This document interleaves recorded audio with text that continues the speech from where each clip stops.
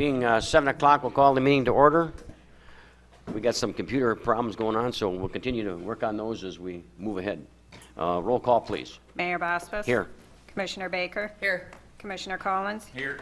Commissioner Gary. Here. Commissioner Miller. Here. Commissioner Talentino. Here. Commissioner Twardy. Here. Okay, we're all here. Please stand and join us in the Pledge of Allegiance.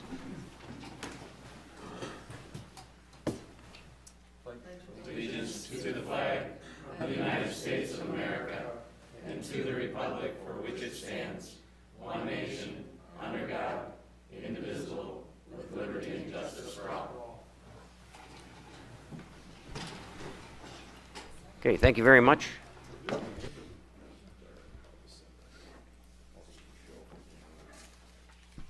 Okay. I think we're getting close. We're almost there. There we Okay. are. Okay, thanks. Yep. Okay. Thank you. Okay, item number 1, public comment on scheduled agenda items. Any person may reserve time to speak on an agenda item not to exceed 3 minutes per person. Is there anyone in the audience like to speak on an agenda item?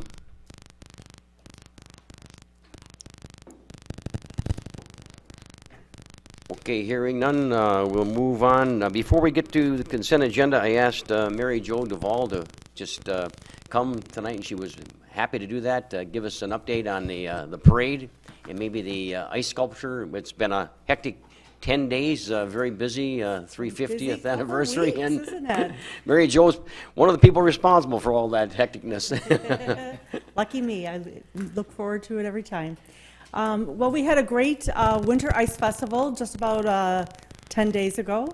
We had increased number of ice blocks carved Sure this did. year. Yeah. We had an amazing 2 carvers that came up. One of them is a 3rd-time national champion. They did some great work, so if you haven't gotten around town, check some of them out. I want to thank you guys also for your sculpture this year. Before the sun hit it, it was pretty cool. We had a flag at the top of it and a little clock in the middle for the courthouse, the county courthouse. Once the sun and the UV rays hit it, that's what caused a lot of the cracking in that. And then we did get some warmer weathers, which caused some of the melting. But anyways, it was a great success. The kids welcomed the new kid zone that we had, which is an ice slide that was made out of wood. We'd like to thank Sioux Builders for donating the wood, McGahee Construction for constructing it, and then also Eagle Radio and Sioux Convention and Visitor Bureau for actually purchasing and sponsoring the blocks of ice. We also had a personal community member who donated a block of ice that had over 180 toys frozen inside of it. So that afternoon before Ice Wars from 4 to 6, kids were able to come up with a chisel, and we had some adult supervision there as well, and they were able to chisel out a toy. So they were pretty excited about that. We hope to continue that one again next year, as well as the slide. We've got the slide built. It's ready to go. We just need to store it, and we'll get the ice blocks for it every year. So next is the parade. First of all, I would just like to thank everybody in the city who was involved. The city street department, Eric Fountain and his crew were absolutely amazing for what we were able to pull off. Volunteers, everyone who participated, it was just great. I was really, really kind of at the end choked up a little bit about the whole thing and how it worked out. We were 51 short. We had an unofficial number of 997 sleds that participated, and that is the now official count. We went through our paperwork today and finalized that. Where we fell short was actually in the registrants that had already pre-registered online with us and didn't show up. So maybe they had work issues, somebody was sick or whatnot. That's where we actually fell short at. So I'm confident that if we try it again next year, with everybody's support, that we can do it. And actually, the previous record was in White Cloud, Canada with 1,047. Prior to that was Minnesota with, if I remember correctly, about 820 sleds. So my new motto is U.S. record in 2018, and in 2019 we're going for world. All right. Okay, so we have the U.S. record, so that's good. We do. So we had a great feedback from everybody involved. They ended up at the track that day. They were able to go into the Woody's Classic race. There was a food truck competition, and then the pub crawl that night. So they had lots to do, And actually, we got a great response from a lot of people. No, it was tremendous, and we haven't had anyone officially here from the I-500, but those of us that were involved in the I-500 know it was a tremendous event. Great turnout this year, yes. I know the Lions Club, we had somewhere around 8,000 buttons, and I think we came awful close to selling out, but we'll get Dave Thomas or somebody else in here that was really Wonderful. keeping track instead of, some of us were just working there, but it was I mean, they closed to park your vehicles closed at 10 a.m., and some of those guys were out on the road on Meridian directing traffic, and thank goodness Lake Superior opened up their parking lot this year for the first time. Right. So it was, and people were parked all the way to Washington School when I looked up one time. So it was just a great event, a lot of activity for 10 days. Amazing effort from everybody in the community. Yeah, volunteers, no question. Yeah. Thank you, Mary Jo. You're welcome. Any Have a good evening, questions, everyone. Mary Jo? Next year, we're looking forward to it, eh? Oh, yeah, we're going for 1,200, And though, just like people were talking about, the 2 o'clock start and the $5 registration, but a lot of that is Guinness established. Well, the and- $5 registration was our decision, and that helped to cover just our expenses. We weren't looking to make money off of it, but we did have some expenses coming from Guinness, so we had to cover those. Okay.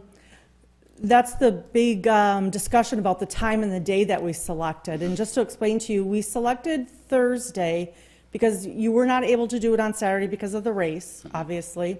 Sunday was not an option. Most people were going to be tired and heading home. Yes. Yeah. And so the next choice was Friday. We were asked to kind of avoid that day because a lot of the I-500 teams wanted to be able to participate in it, and they had a lot of things going on with their driver meetings and getting Okay. ready for the next Makes day. sense. So our next option was pushing it into Thursday. We didn't think it was going to be too far out for people to be able to, come to the community to participate in it. And the It numbers, also- the numbers bear it out. I mean, the numbers are. I mean, Yeah, we actually, the had numbers it. were there. I mean- The numbers really, Yeah. really were there. Yeah. And for whatever reason, some people couldn't come up, but, and we did the 2 o'clock because Guinness requires that we provide evidence of footage, video footage of the complete parade from start to end. And the only way we could do that would be in daylight time. We were not 100% sure. We had some estimates as far as how long the parade would take us. So we thought 2 o'clock was a safe bet. I know it was hard for people to get out of work or for kids to get out of school. It's just how we kind of had to do it. We are going to meet next week and go over everything that happened, looking to tweak a few things and to improve it for next year to make sure that we do get those numbers of people that can actually attend. So Great. No, great job. Thank you. Have a good night. Thank you, Mary Jo.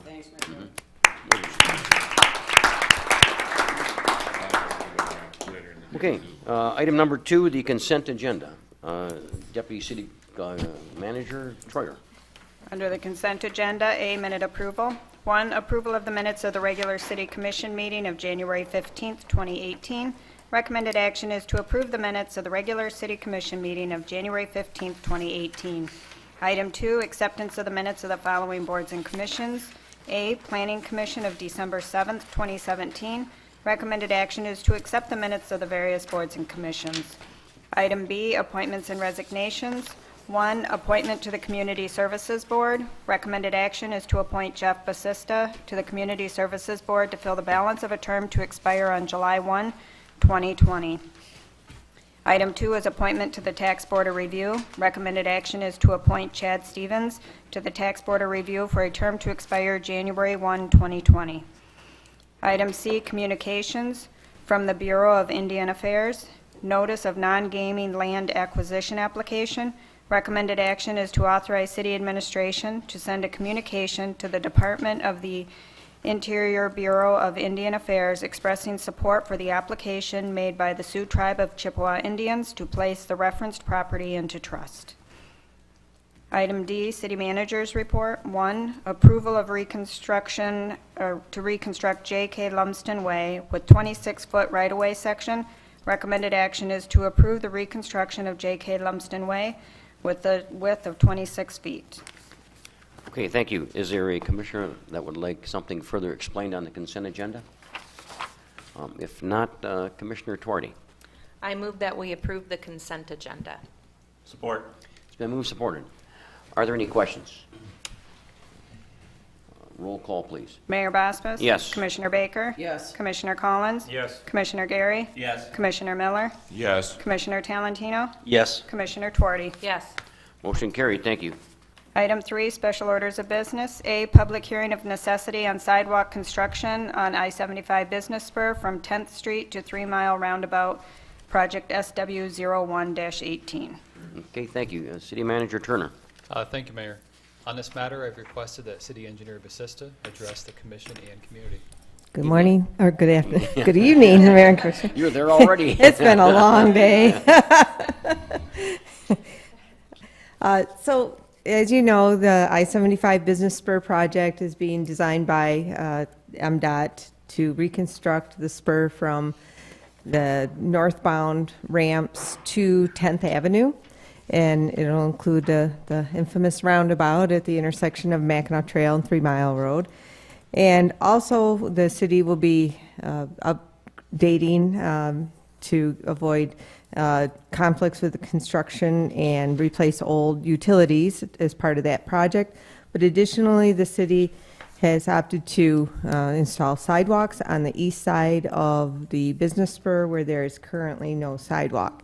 As you know, there's a multi-purpose trail on the west side, and you should also know that that will get resurfaced also as part of this project.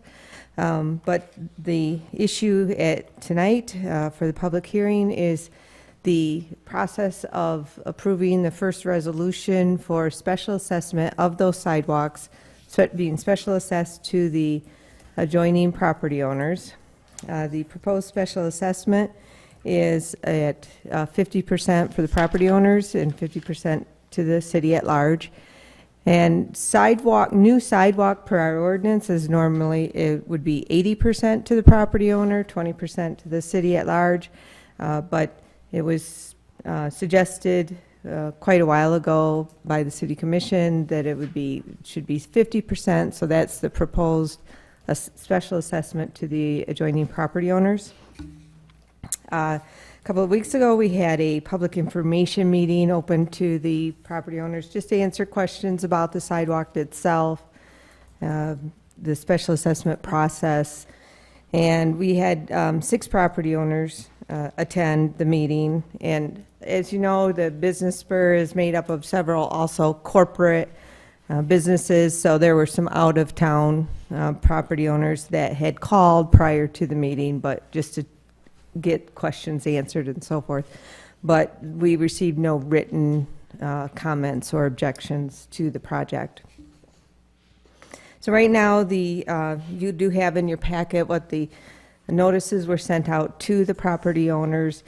It was used, an $8 per square foot price was used as the estimate, and at 50%, then property owners would be paying $4 as the estimate, 50%. We won't know the final price until MDOT receives bids and confirms the bid prices, and that they will be taking bids on Friday, March 2nd for the project. So we propose that if you proceed tonight, this hearing would be to conduct a special public hearing to hear property owners' comments regarding the project. This is a hearing of necessity, meaning this is at this hearing you are considering the need for the project, the necessity for the project, and to determine whether or not it moves forward, in which case then your next action would be to approve the the special assessment roll, which is done after we know the bid prices. So the sidewalk has been included in the project as just an ongoing effort to make the city more walkable, pedestrian friendly, and just to complete those gaps in the sidewalk network. There are several goat paths, I would say, along the area on that side of the spur, so we do know it is used by pedestrians. So there is some evidence, but as far as actually having any kind of pedestrian counts out there. You know, we don't have it based, it's just strictly based on goals of the commission, and the non-motorized transportation plan is to fill in the sidewalk gaps. And where does the start on the north side? Does it start at the 10th Avenue. 10th Avenue, same as the construction project? Yep, and they'll start, when they do start the project, it'll start at the ramps, and they'll work north. So in 2018, they'll construct up to Meridian, and in 2019, Meridian to 10th Avenue. Okay. And, Commissioner Tuardi? Yeah, thank you. So when you say a sidewalk, is it just a regular 6-foot sidewalk? It's not a multi-use trail like on the west side? Correct, it's a 5-foot wide concrete sidewalk, Okay, most represented throughout this town. okay, all right, thank you. City Manager, any additional? Nothing further. Thank you, Mayor. Okay. Commissioner Gary? Is there any cost to the property owners for the utility reconstruction and the resurfacing of the business park? Nope, there's no special assessments or cost to the property owners. The only other cost to the property owner might be if they choose to replace if they have a sanitary sewer lead going across the street to the sewer, and if they choose to replace it at that time, that would be their only cost. Okay. Commissioner Collins? You had stated that there were no written complaints or any negativity against it. Was there any verbal, I guess, concerns? And if there were, what were they? Not on the phone, but at the meeting, 2 property owners objected to the project as based on, they felt that there wasn't a need for the project. One is here tonight. I don't know if he'll speak, and the other one is not here.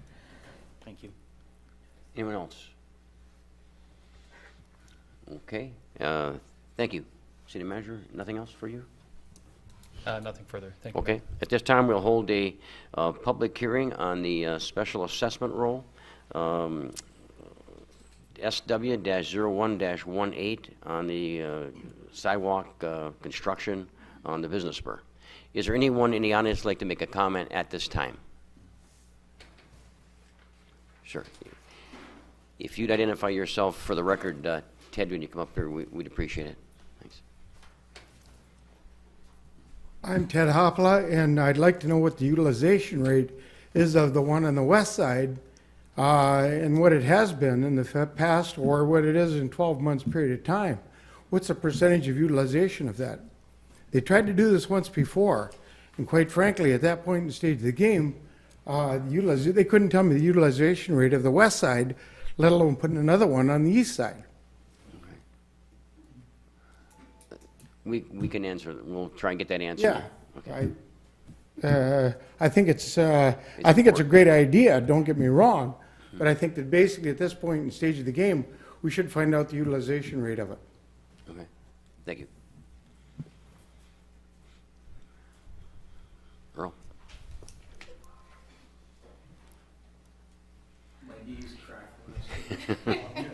If you'd identify yourself for the record, we'd appreciate it. Mr. Mayor and City Commissioners, I'm Earl Kay. I own the old penthouse building just north of Old Mission Bank. And I would really question the necessity of this, particularly with the one on the west side that's never plowed in the wintertime, or very seldom is plowed in the wintertime.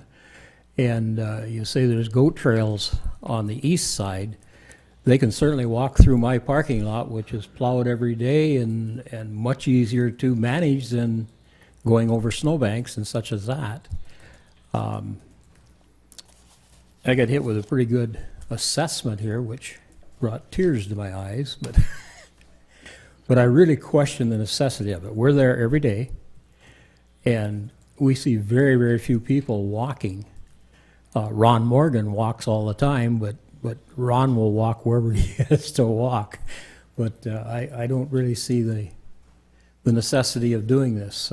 You mentioned earlier, Tony, the safety of it, and I don't think anybody's been run over or run down or anything like that on either side of the road. So I really wonder about the necessity of doing this. Thank you. Okay. Anyone else?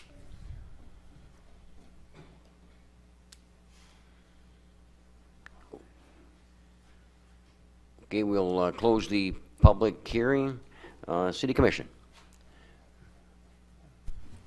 Let's go with Commissioner Twardy. Sure. I missed a meeting. I'll make up for it. I move that we include the resolution ordering public improvements should be adopted and a public hearing to confirm the special assessment roll should be scheduled for Monday, April 16th at 2018 at the regular City Commission meeting. So we'll do a second reading at that point. Okay. Support. It's been moved, supported. Comments or questions? I would think the city manager, when we talked, the folks that came up and spoke about safety or on the need, could you address that? Thank you, Mayor. So as the city engineer had indicated, the need and the purpose of the inclusion of the sidewalk is rooted in the long-term plans of the city to expand on access for walking, non-motorized transportation improvements. And certainly the utilization or frequency of it, that's something that the DPW director or city engineer may be able to speak to, but as far as the maintenance, that's something that would be addressed as well. We could look in to see if there are firm figures on that, but certainly it roots back to long-term established plans of the city to expand non-motorized transportation and to enhance safety for those pedestrians who do use the business spur to walk from portions of the community south. Okay. I guess I have a question about folks on three-wheelers, on three-wheel bicycles. On the actual business spur, would the motorized or non-motorized trail to the west side, how often is that plowed? Do we have there's discussion, we should talk about the, if we have sidewalks, there's no, and we have 5 months of winter, if we want people to really walk on the sidewalks, especially in that area where there's a lot of openings, and we all know that there's a ton of openings going down the business spur, that we've tried to know to attention to that. So how are we doing on that? If it pleases the commission, I would defer to DPW Director Jim Morrow to provide an update to the commission. Okay.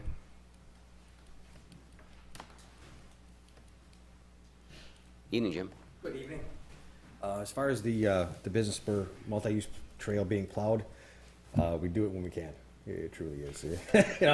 Our snow plowing sidewalks this winter is rather difficult due to the equipment issues that we're having. This budget year, we're shooting for a new rig, which will help us out quite a bit. But that being said, we did utilize a pickup plow there quite a bit. But sometimes that runs into a bind, particularly when snowmobiles tend to ride on it. Then we need a more significant piece of equipment because it just packs it down. Mm-hmm. So it could be better. There's no doubt about that. But we're running into equipment issues right now. But that being said, too, it's all summer long. There's many people that Yes. don't utilize it during the summer too. So, Commissioner Baker. Yeah, that was gonna be one of my questions with the snowmobile trail going right along pretty much that whole, how is that gonna affect the trail, and has the Snowmobile Association looked into it and found an alternate route, or? I don't know what the Snowmobile Association has done. I find that the local folks know not to go on it. It's the people that don't know, they're out of town, they want to get from point A to point B. Sure, it is what it is, but that really prevents us from using a pickup plow, which is the most efficient way to plow that. It's a wide path. Pickup with a V plow can do it pretty quickly, but if we had a better piece of equipment with the blower, that would take care of that too. With the snowmobile traffic, really wouldn't matter that much. Something like The snowmobile trail, will that go, or the sidewalk essentially take away the snowmobile trail? Or will it coexist side by side, or? I do not know. City Manager? Would you please repeat that question, Commissioner, so I can The snowmobile trail as it sits right now is essentially that new sidewalk that it's there right now. So if the sidewalk's going there, is the trail not gonna be able to be there, or will the sidewalk be closed and the trail be open, kind of a thing? We're just thinking of safety and things like that.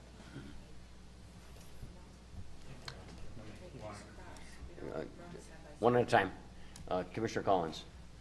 So basically what Abby's saying is on the east side right now, the snowmobiles cross right there at Meridian, right? And then they use that side of the I-75 business spur to get back and forth to like Holiday gas station and shooting up towards Walmart and stuff, because there is no sidewalk there.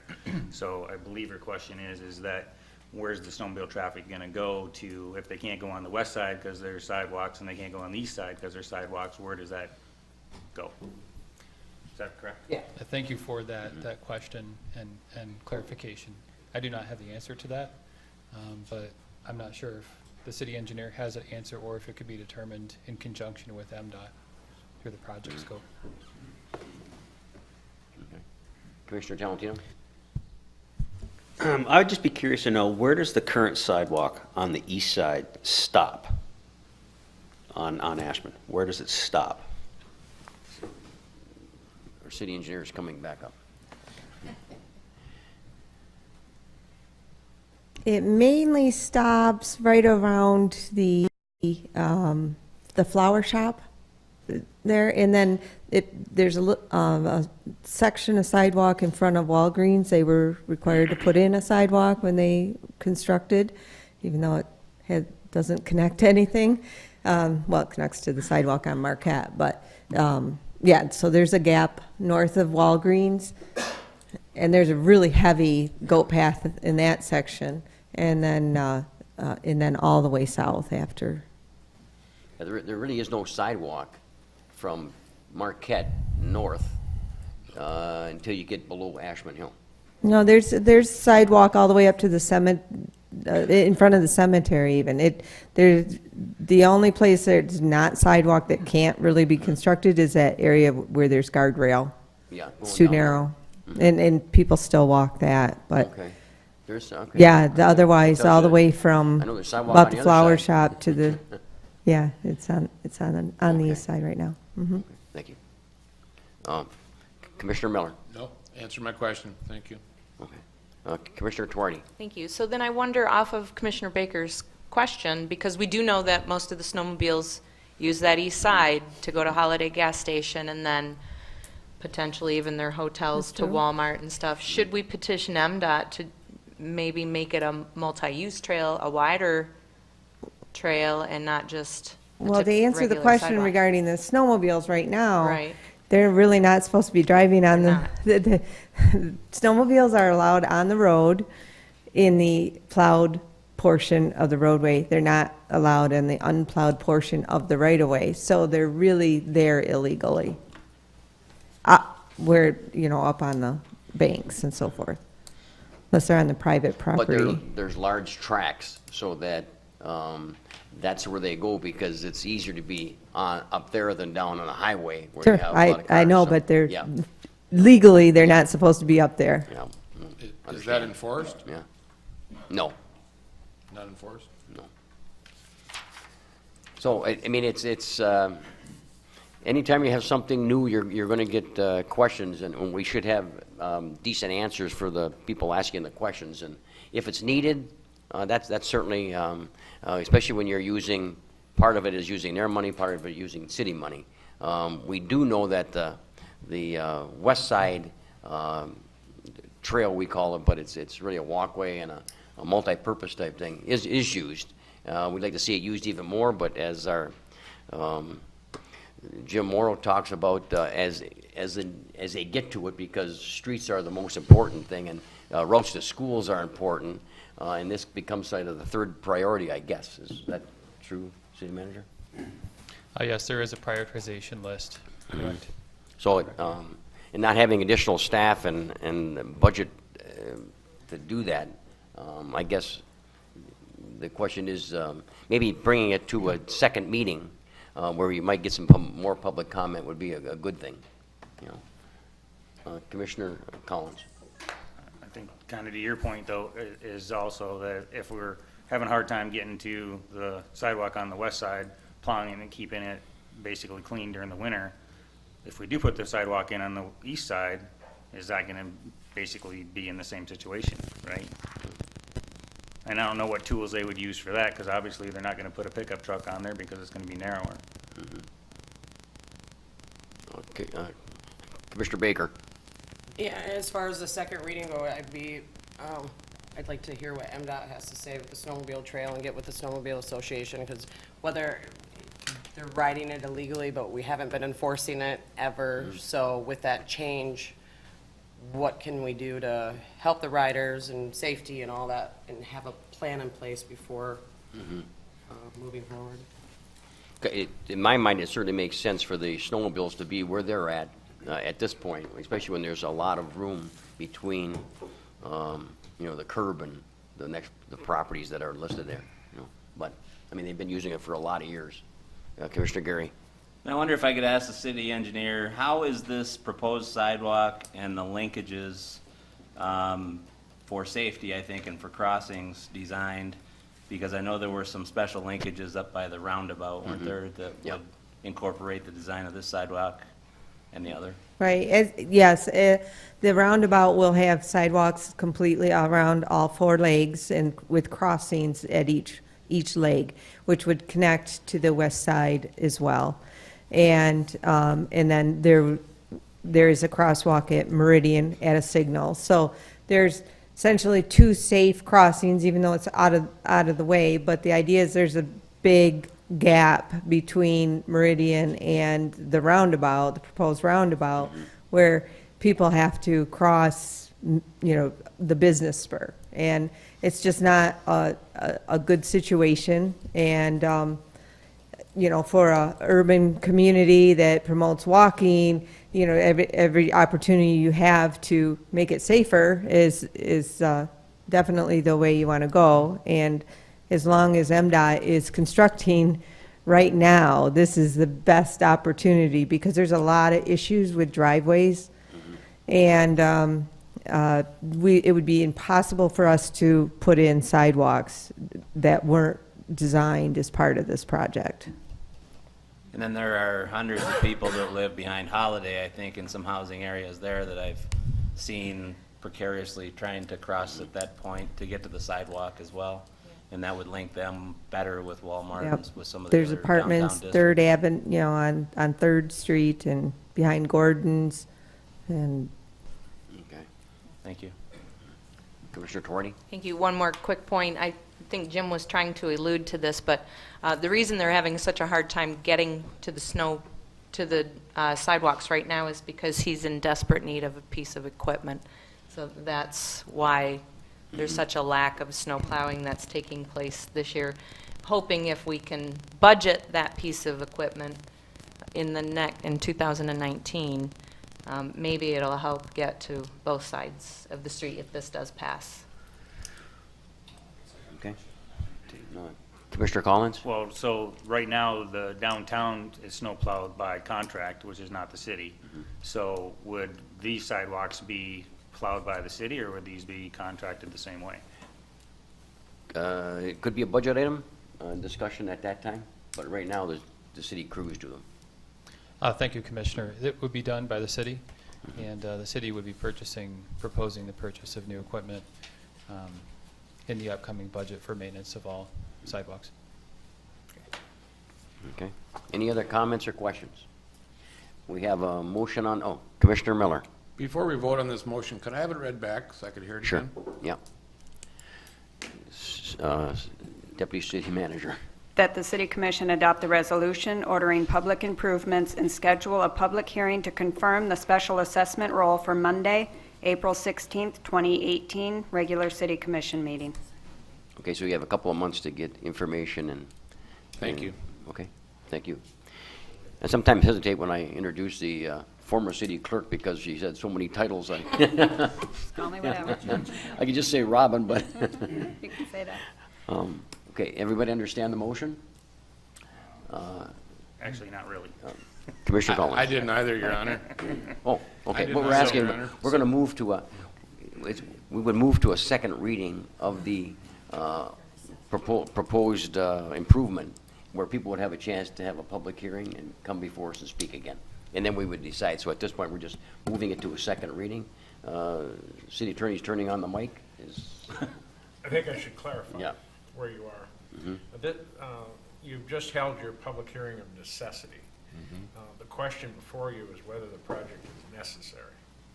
That's the question before you. The next question, should you determine that the project is necessary, is to create assessments and approve an assessment district and front footage assessments, or however the assessments are going to be done. By determining that the project is necessary, you are ordering the project move forward. However, if you do not approve the special assessments, it would die for lack of funding.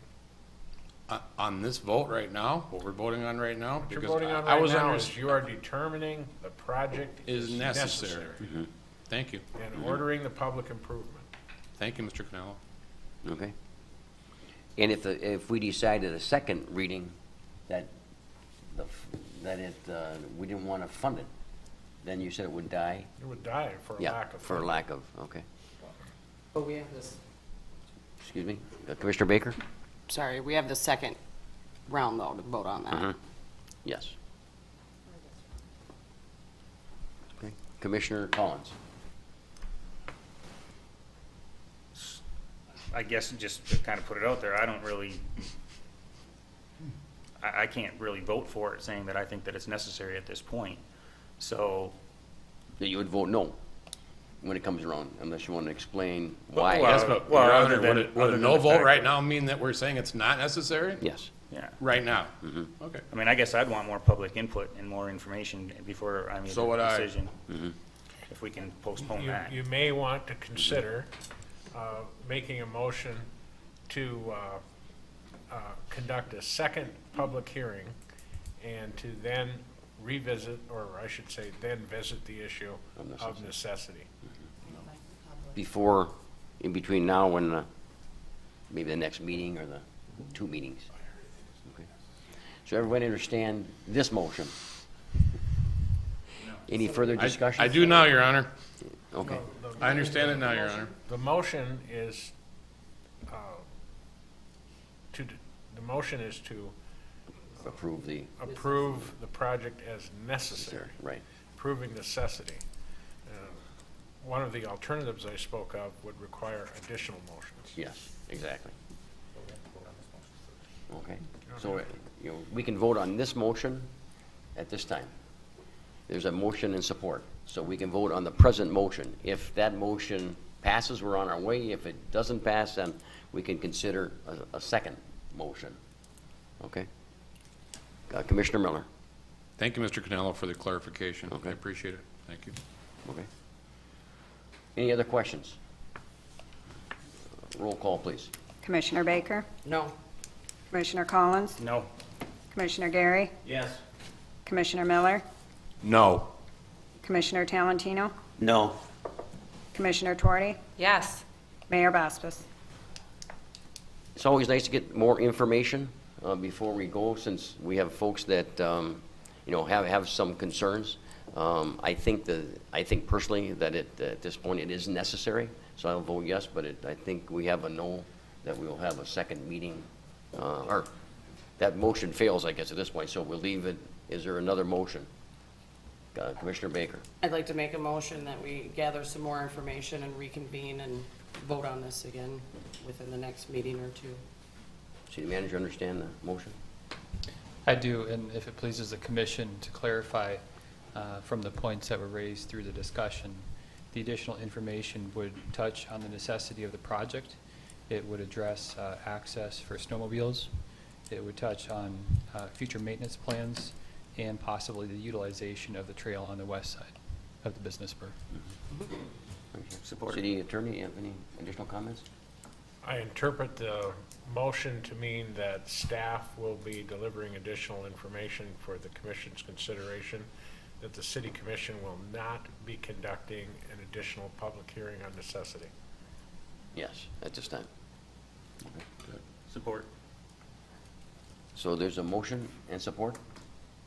Any further discussion? Roll call, please. Commissioner Collins, Yes. Commissioner Gary, Yes. Commissioner Miller, Yes. Commissioner Talentino, Yes. Commissioner Tuarty, Yes. Mayor Bospas. Yes. Commissioner Baker. Yes. Motion carried. Thank you.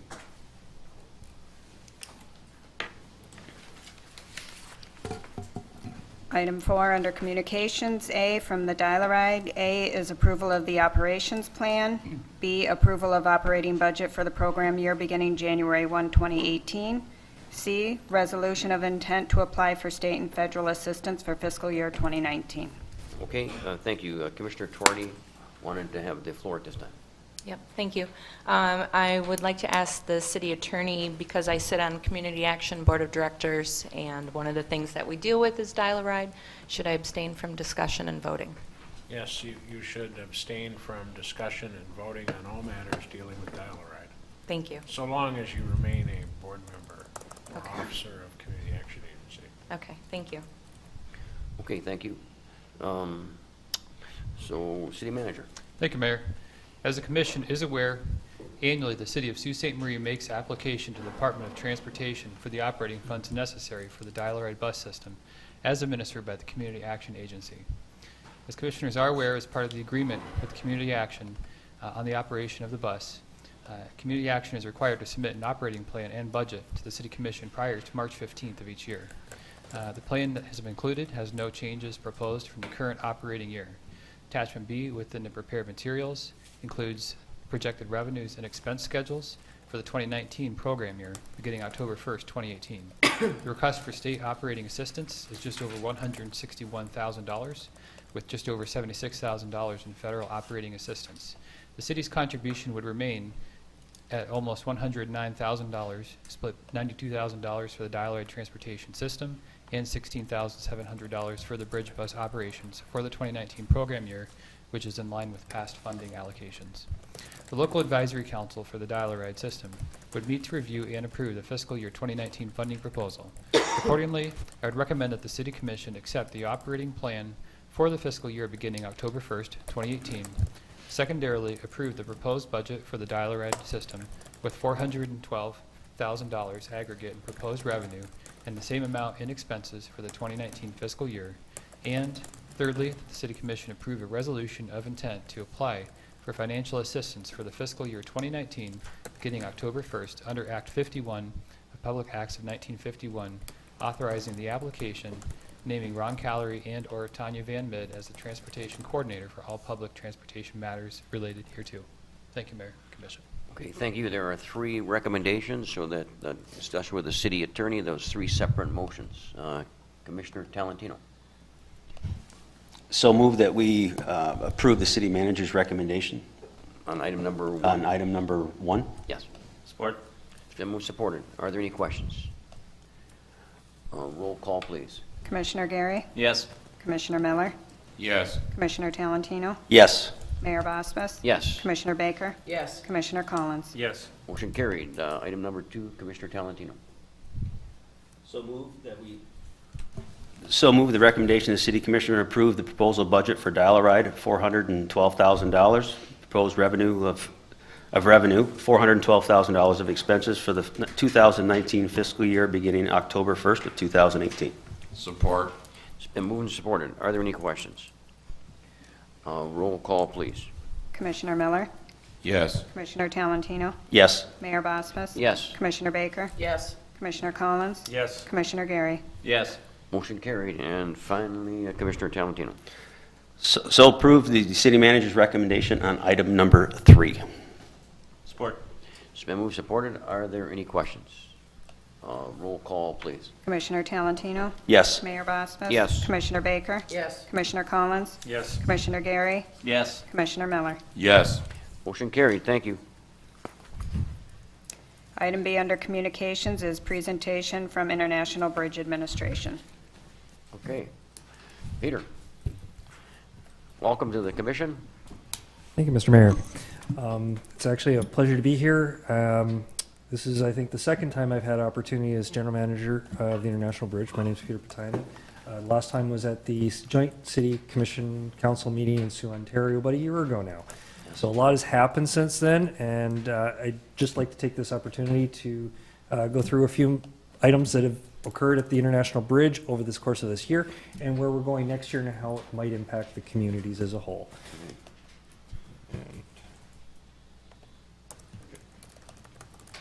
Actually have control of PowerPoint. First off, I'd like to say on behalf of the Sault Ste. Marie Bridge Authority, congratulations, and we welcome celebrating 350 years as a community this year for Sault Ste. Marie, Michigan. And as I go through our year in review, I will note that the International Bridge was built on partnerships. You're going to see a lot of discussion on our partnerships, how these communities have connected, and how the bridge has tried to build partnerships throughout the course of these projects that have occurred this year.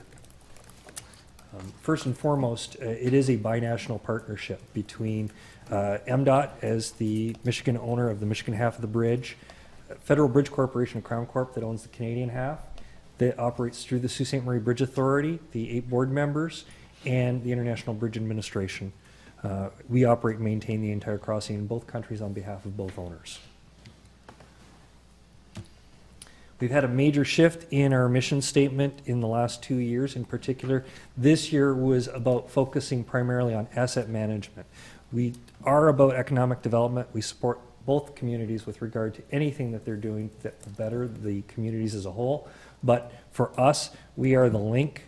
We want to make sure that it's going to be there for posterity.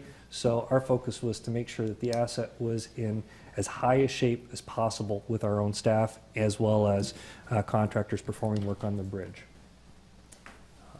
This year was significant for us. We actually doubled our staff, resulting in seasonal staff of 32 this year in particular, 32 full-time staff, balanced 50% Canadian, 50% American from an employee standpoint. But some of these projects that we've had on the books for the better part of 10, 12 years, we were actually able to take off the books with completing them this year in particular. So it was a very valuable investment by bringing in local staff, local employees, and building our workforce and training them to be able to move forward as a bridge administration. Of course, I'm going to jump right into bridge traffic. Everybody hears this on the news. The press releases go out every month. This last year, our traffic has actually flattened right out. It was virtually identical to where it was in 2016. So from that standpoint, I think we've reached a low point. One of the things that we've noted in particular is that as the exchange rate between the U.S. and the Canadian dollar fluctuate, we see that significant fluctuation in our commuter and our auto traffic. Our commercial traffic has actually been very strong this year. It was actually up for the second year in a row. And that's indicative of strong economic ties between Sault, Ontario and Sault, Michigan, and Ontario and Michigan as a whole. And I will add that sometime late this month or early next month, we will cross a milestone of 100 million crossings on the International Bridge. Excellent. What we operate and maintain, we operate the whole crossing. Even though our administration office is on the U.S. side, we operate and maintain the whole crossing in both countries on behalf of both owners. That includes all of the Canadian Plaza, Canada Customs. Those facilities are under our responsibility to operate and maintain, as well as the U.S. Toll Plaza and the bridge itself. Of course, the Toll Plaza is unique in that it was entirely toll funded, and it is owned equally between the U.S. and the Canadian owner because we exist solely for the benefit of maintaining the bridge on behalf of both owners. And I know there's been some interest in what has gone on behind the scenes. This is a busy side, it's for your convenience, but I want to emphasize that between both sides of the border, we've had almost $74 million in investments over the last 10, 12 years injected into the plazas in order to help redevelop the bridge in order to carry us for the next 50 years. In particular, there was $9 million into the toll plaza on the U.S. side. We put $5 million into property purchases on the Canadian side to help leverage the border infrastructure grants that helped reconstruct the plaza. If we did not receive those border infrastructure funds to reconstruct the Canadian Plaza through the Canadian owner, we would have, as the Bridge Authority, been responsible under Canadian law to reconstruct that plaza. So we were very thankful that those grant funds became available. And as the projects are coming to completion, the U.S. Toll Plaza is now 100% complete, and we're now into our warranty period. But more importantly, as we go north of the border, Canada Customs, we took possession of the commercial building on the Canadian side, so it is now up and functional through Canada Border Services Agency. And the traffic building is up and running. We have our maintenance building up and running. The duty-free is up and running. They are now in the closeout period with project completion expected by March 31st of this year. So it's been a very long road to get to this point, and we're very grateful for Federal Bridge's leadership in trying to make sure that this comes to Sault Ste. Marie to benefit the communities. On our own staff, this has been an exciting year for us. In particular, the Canadian Arch. This was originally scheduled to be done in 2012. When it went out for bids, the low bid was $6.6 million. It was more than double what was available for funds. I'm pleased to say that we were able to get it done in a single year versus the 2 years that was planned, with a retender this year for an innovative paint project that was environmentally friendly, left all of the good paint in place on the bridge, and resulted in an on-budget project completed 3 months ahead of schedule. If anybody had ever had the opportunity to go through that, that was the contractor that was doing the work, but it was our staff that was out there flagging and making sure that that construction project remained open right through the entire construction period last summer. No more paint projects on the arches for the foreseeable future. We had another contracted project. It was a rocker link. They were 10-foot steel I-beams that were down by West Pier Drive entrance. Those were replaced by disc bearings, another innovative project. That was a $500,000 project that came in under budget and was finished several weeks ahead of time as well. And we're happy to see that project behind us because we have 6 other rocker links on the bridge. And with what we learned with this project, we believe that these disc bearings are potential alternatives to the other locations on the bridge as well. And this is significantly less expensive than replacing the steel I-beams that were there before as a means of making these repairs. Those beams, incidentally, are intended as the bridge expands and contracts with heating and cooling. It moves back and forth from winter to summer, and the disc bearings of the rocker links are designed to allow the bridge arches to move during those temperature changes. Bridge administration staff in particular, we're quite proud of what our staff have accomplished this year. And I mean, this is our maintenance staff and our toll staff. We replaced 10 of 15 original sliding plate moorings at approximately 150, 140 feet in the air on top of the piers. We did that for a time and materials cost of about $120,000 as compared to a low bid from a contractor for $1.1 million. So then, given how we were doing with that project, we took onto a curb rail project. You'll notice that about 12% of it's painted. We're going to continue on into this year with small moving work zones. We're going to finish that painting in-house. We anticipate doing that for about $300,000. The low bid from a contractor was $800,000. And we've gone out for bids several times on that project. Our staff have completed spans 1 and 2, which have been out there for about 10 years as a project. And we did that for about $30,000 in about 2 weeks worth of effort and time.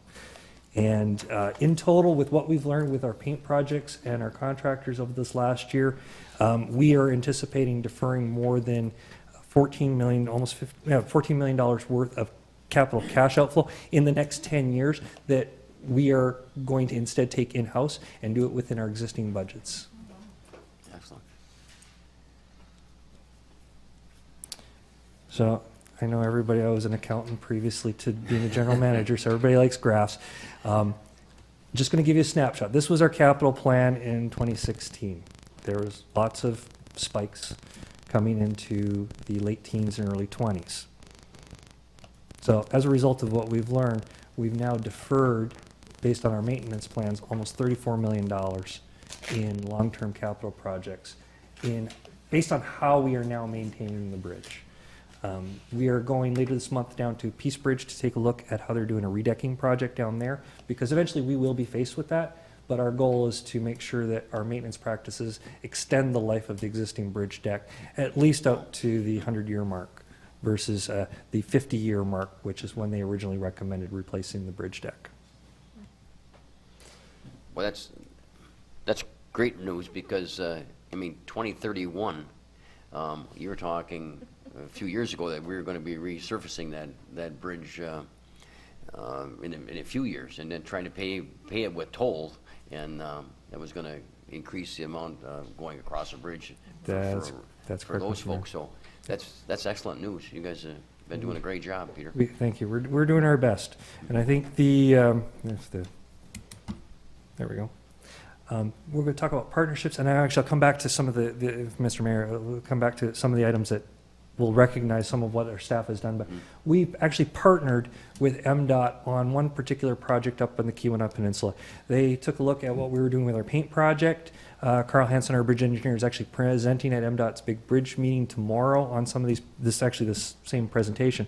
But they saw the pressure washer we were using for our steel cleaning and blasting for the paint preparation, and they thought that might actually solve a problem for them, and it actually did.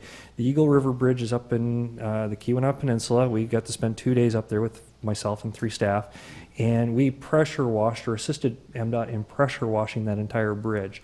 It had developed about 1/8 of an inch of rot on the outside of the pressure treated wood. Somebody told them when it was built in '92 that it would never need to be maintained again. Well, we came to assist them. They've come up to assist us on more than one occasion. So it was an opportunity to give back to MDOT on another valuable bridge, and in an area that was rather remote, and they were struggling with trying to decide how they were going to maintain the structure up there. Our outlook for 2018, now that we've got some of these big capital projects out of the way, we're going to continue on with our curb rail. We're going to go back to the pedestrian rail. That's the green rail on the outside of the sidewalk. There are sections that we would like to see either maintained or upgraded. And so our staff are going to refocus on that now that they've got some of these other projects out of the way. They are going to replace the last 5 sliding plate barriers. They are underneath the Canadian Arch, which is one of the reasons we didn't get them done this year, because we had a paint project going on. We didn't want to disturb one project with another one, so we coordinated those two. The U.S. Arch we're going to start doing touch-up work on the U.S. Arch. All of this is going to be out of the way. And then last, but something that's a little bit more feel-good, we've had 24 peregrine falcons hatch since 2010 when we put a nest box up on one of the piers. We now have a live camera under there, and that will go live here shortly. You'll actually be able to see the peregrines nesting on the arch. Excellent. And then this was a big year for staff. There was a couple of nominations and awards that we were very honored to bring back on behalf of the staff. The American Council of Engineering Companies of Michigan, we won the 2017 Merit Award for the plaza reconstruction. The Transportation Asset Management Council recognized the Bridge Authority for an organization award for outstanding achievement on asset management. And then just recently, I was honored to pick up the Innovation Award from the Sault Ste. Marie Chamber of Commerce for outstanding local business development. And Questions? Mayor, I'd be more than happy to take any questions if there are any. Excellent otherwise. presentation. Our city manager also likes the PowerPoints, and folks at home, I'm sure, enjoy looking at that now with the screens that we have, because they see exactly what we're looking at. And the International Bridge, it seems to be doing very well under your administration. We congratulate you for that. That's right. Questions, Peter? Anyone? Again, thank you very much. You're welcome here anytime. Thank you. Appreciate the time. Okay. Mhm.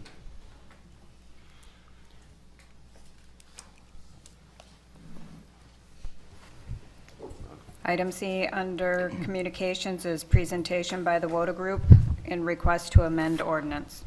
Okay, thank you. City Manager. Thank you, Mayor.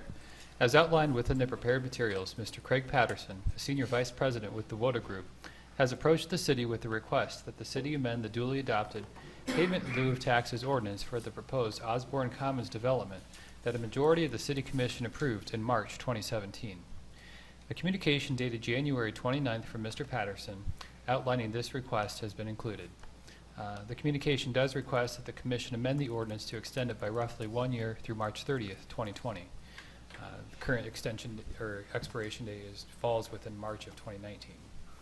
As noted by Mr. Patterson, the WODA Group did not receive approval from the Michigan State Housing Development Authority for low-income housing tax credit financing during MSHDA's most recent funding round for the development.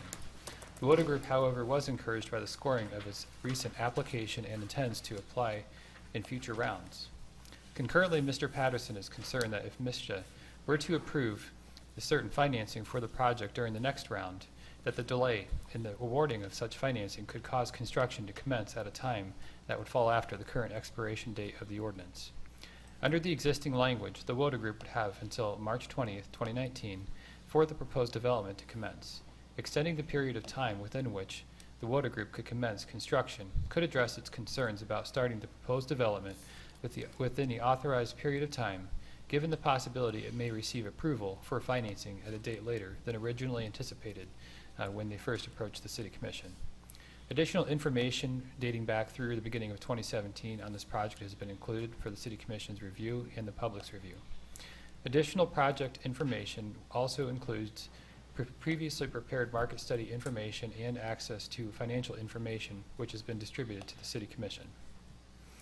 Finally, it should be noted that the process to amend the ordinance would require both a first reading as well as a second reading and action to adopt, with the effective date of the ordinance occurring prior to the application deadline for the WODA Group to reapply to MISTA for low-income housing tax credit financing.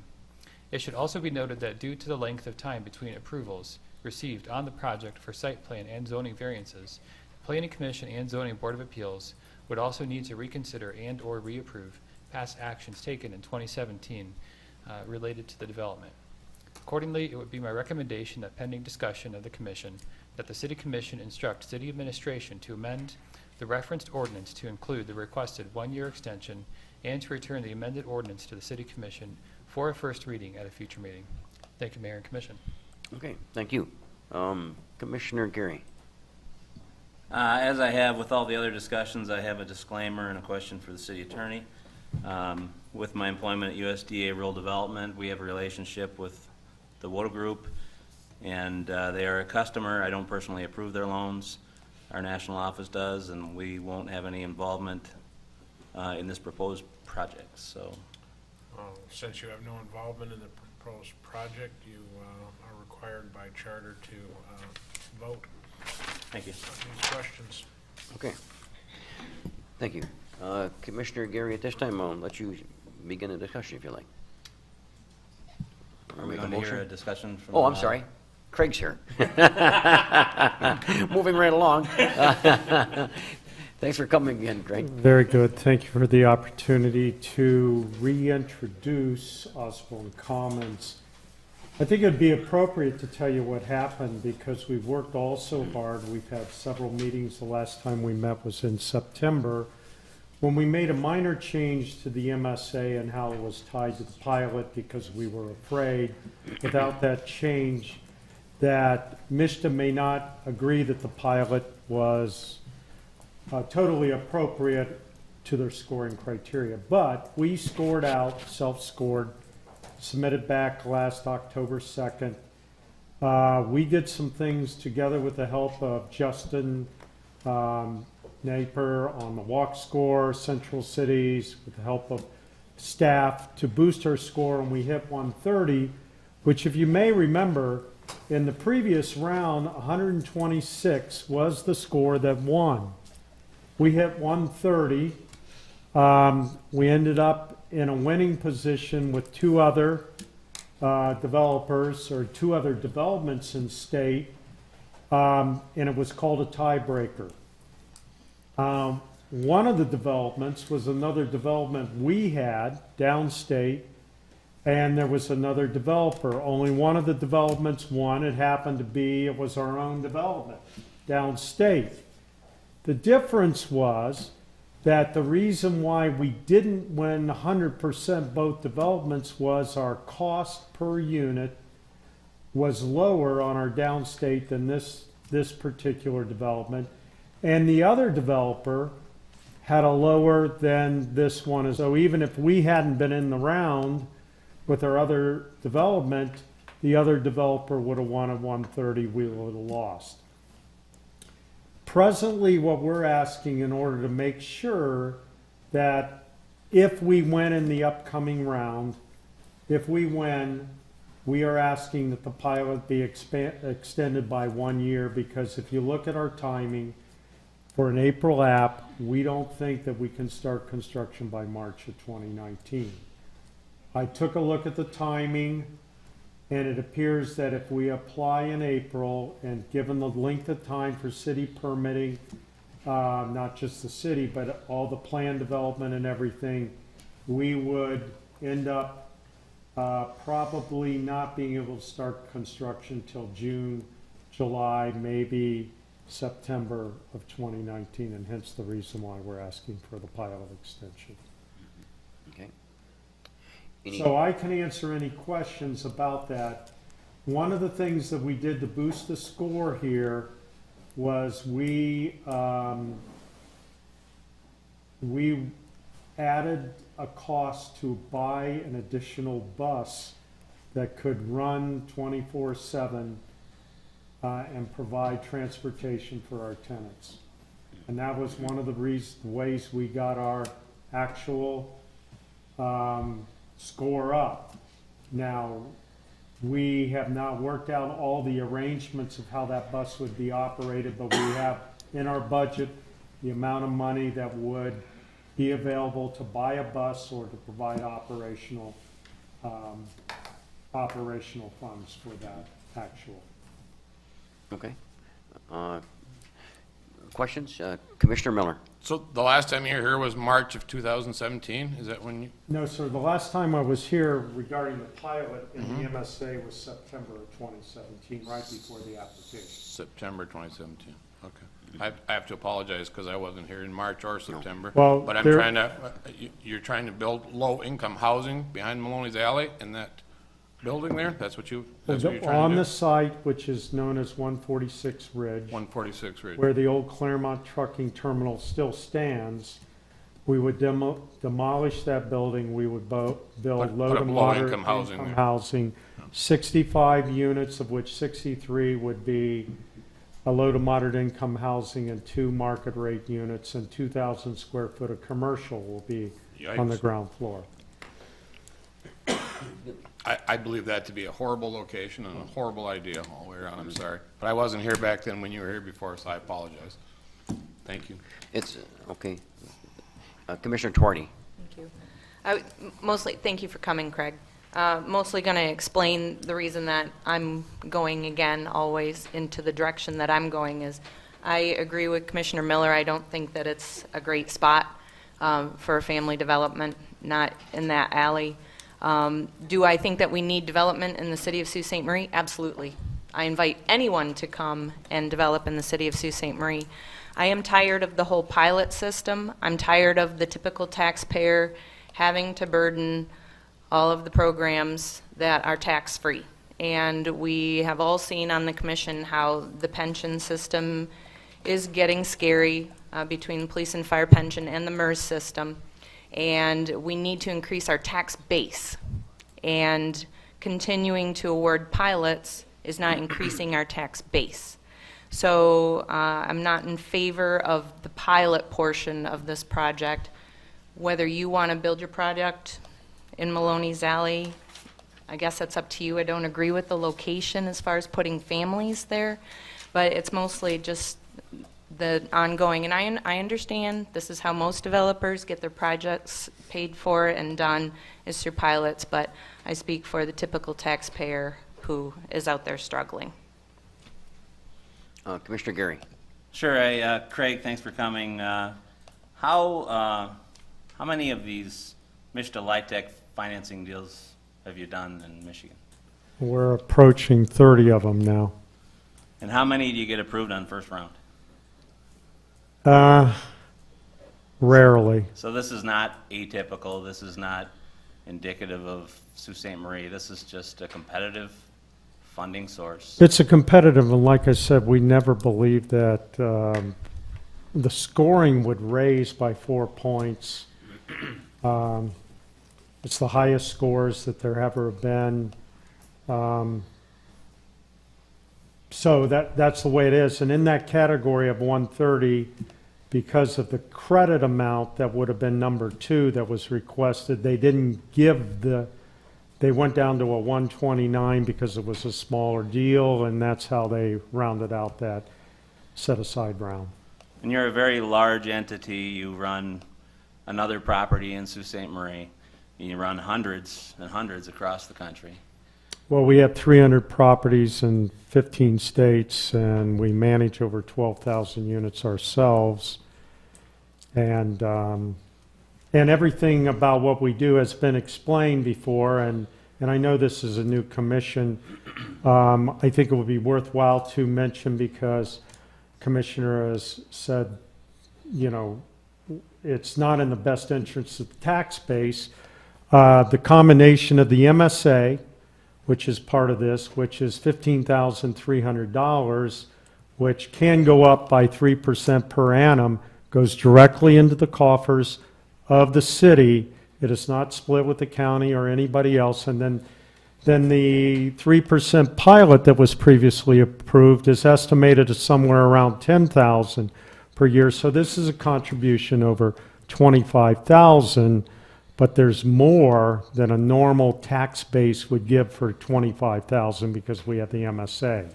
So I think that's an important distinction as we talk through it. There can be discussion about what is the definition of low, moderate income. Willing to talk about that again and go through rents. This was simply a request to extend the pilot, which is not needed necessarily for my application. It just makes it more comfortable later on, because we don't think we can commence the construction by March the 20th of 2019, given normal lead times.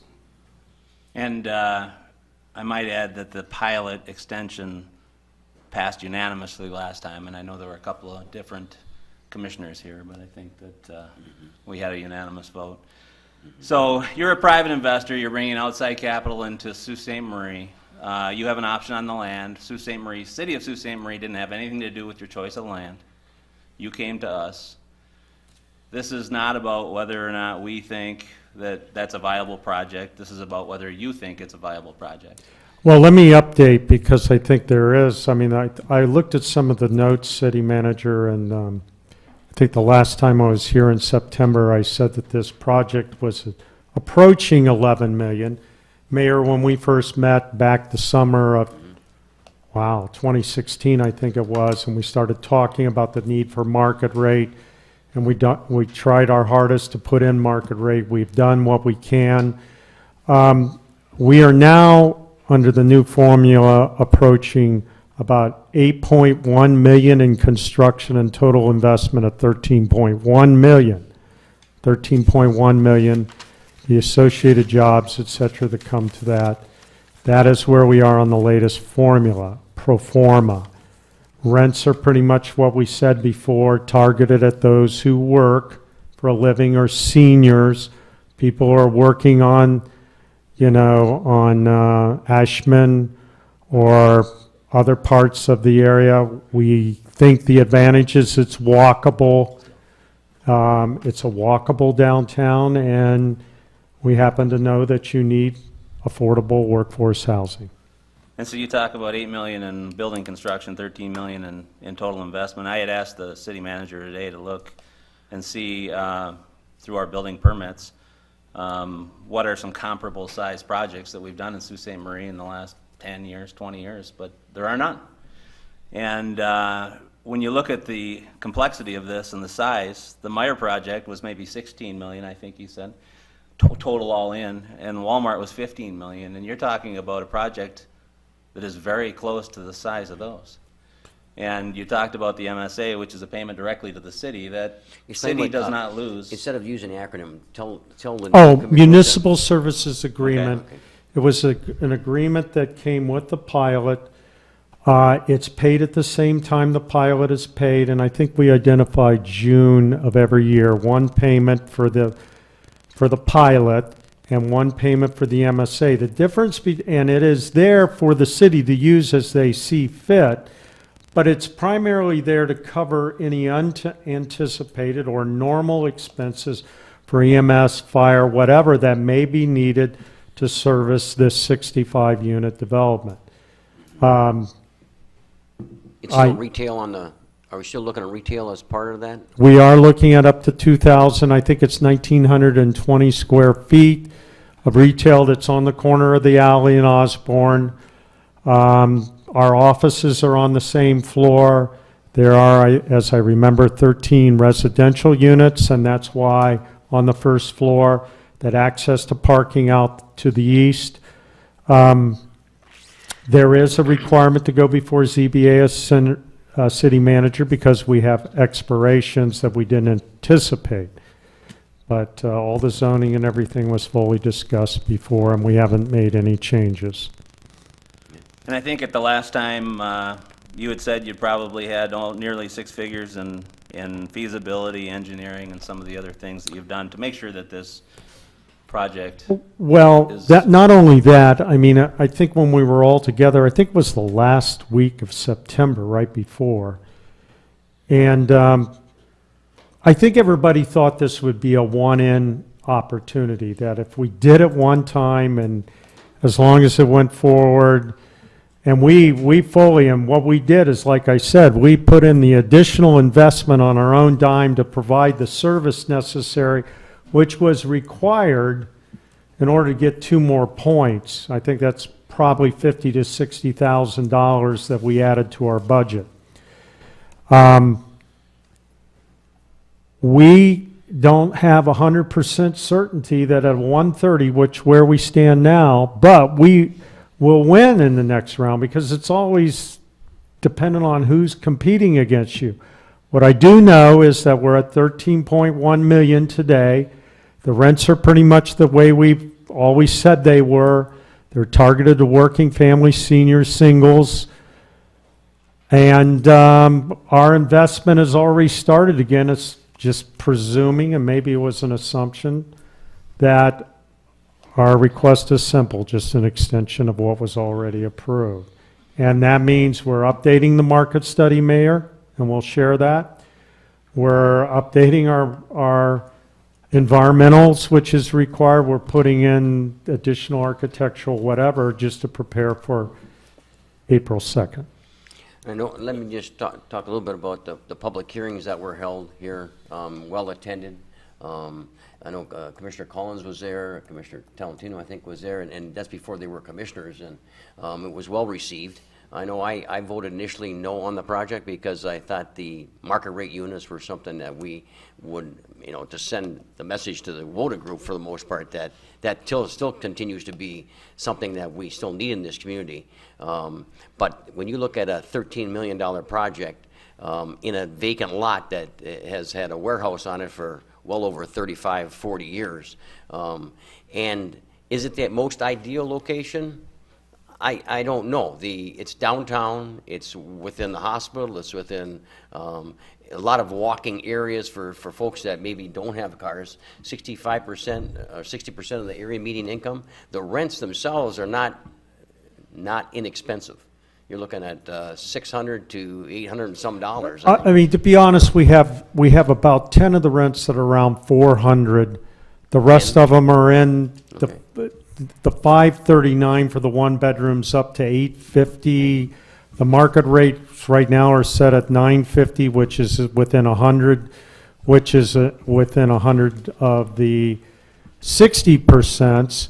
But that is because right now the market rates in this community are not that high, and that is when you the look struggle. At the wealth in the community, having people here and having good jobs is paramount. But ultimately, folks need housing, and we need affordable housing and better housing. And this certainly new development in the heart of the downtown, in the area where we talked about Maloney's, would be a start to some additional stuff with population.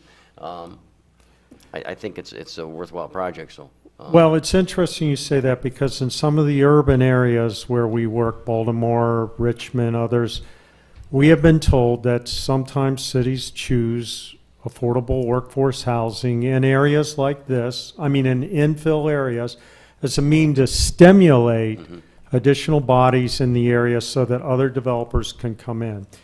That's, you know, me speaking. I was a little surprised when I first heard that about 8 years ago, but it does make sense because development spurs other development and hope. So, Commissioner Baker, thank you. For This, the pilot program with the payment in lieu of taxes, how often have we done that for other developers? Well, I wanted to make that comment too. There are several payment in lieu of taxes projects that we have. City manager? Thank you for that question, Commissioner. If you would bear with me briefly, there is information included Yes. within the packet that speaks to, there's a, I know of one, it's the one we did maybe 8, 9 Well, years ago there's up on probably, Meridian. I think there's probably 7 or 8. off the top of my head, I do believe that there are approximately 8.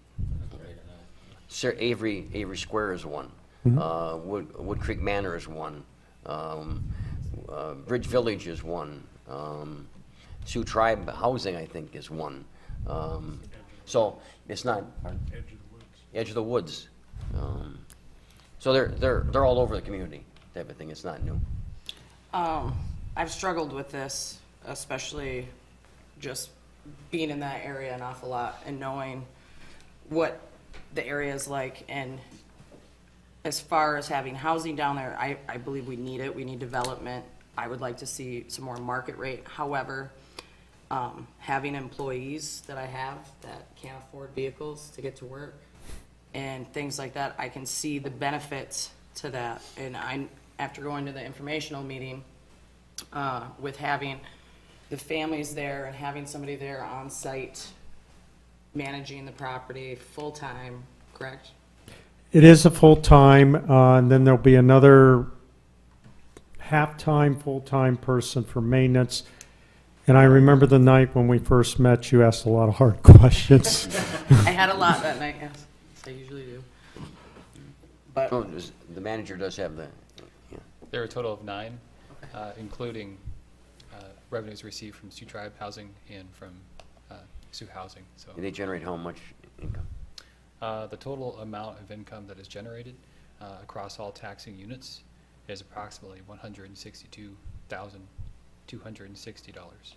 The amount that is received by the city is approximately just approximately $67,000. With the water group. Correct. Without the proposal, the WOTA group would result in just over $28,000 coming to the city. Of the $11,000 mentioned through the 3% net shelter rents, just about $3,400 would come to the city. The $15,500 from the MSA at the base amount, and just over $9,200, which would be received because the ordinance carves out the commercial component so that it's placed on the ad valorem tax roll.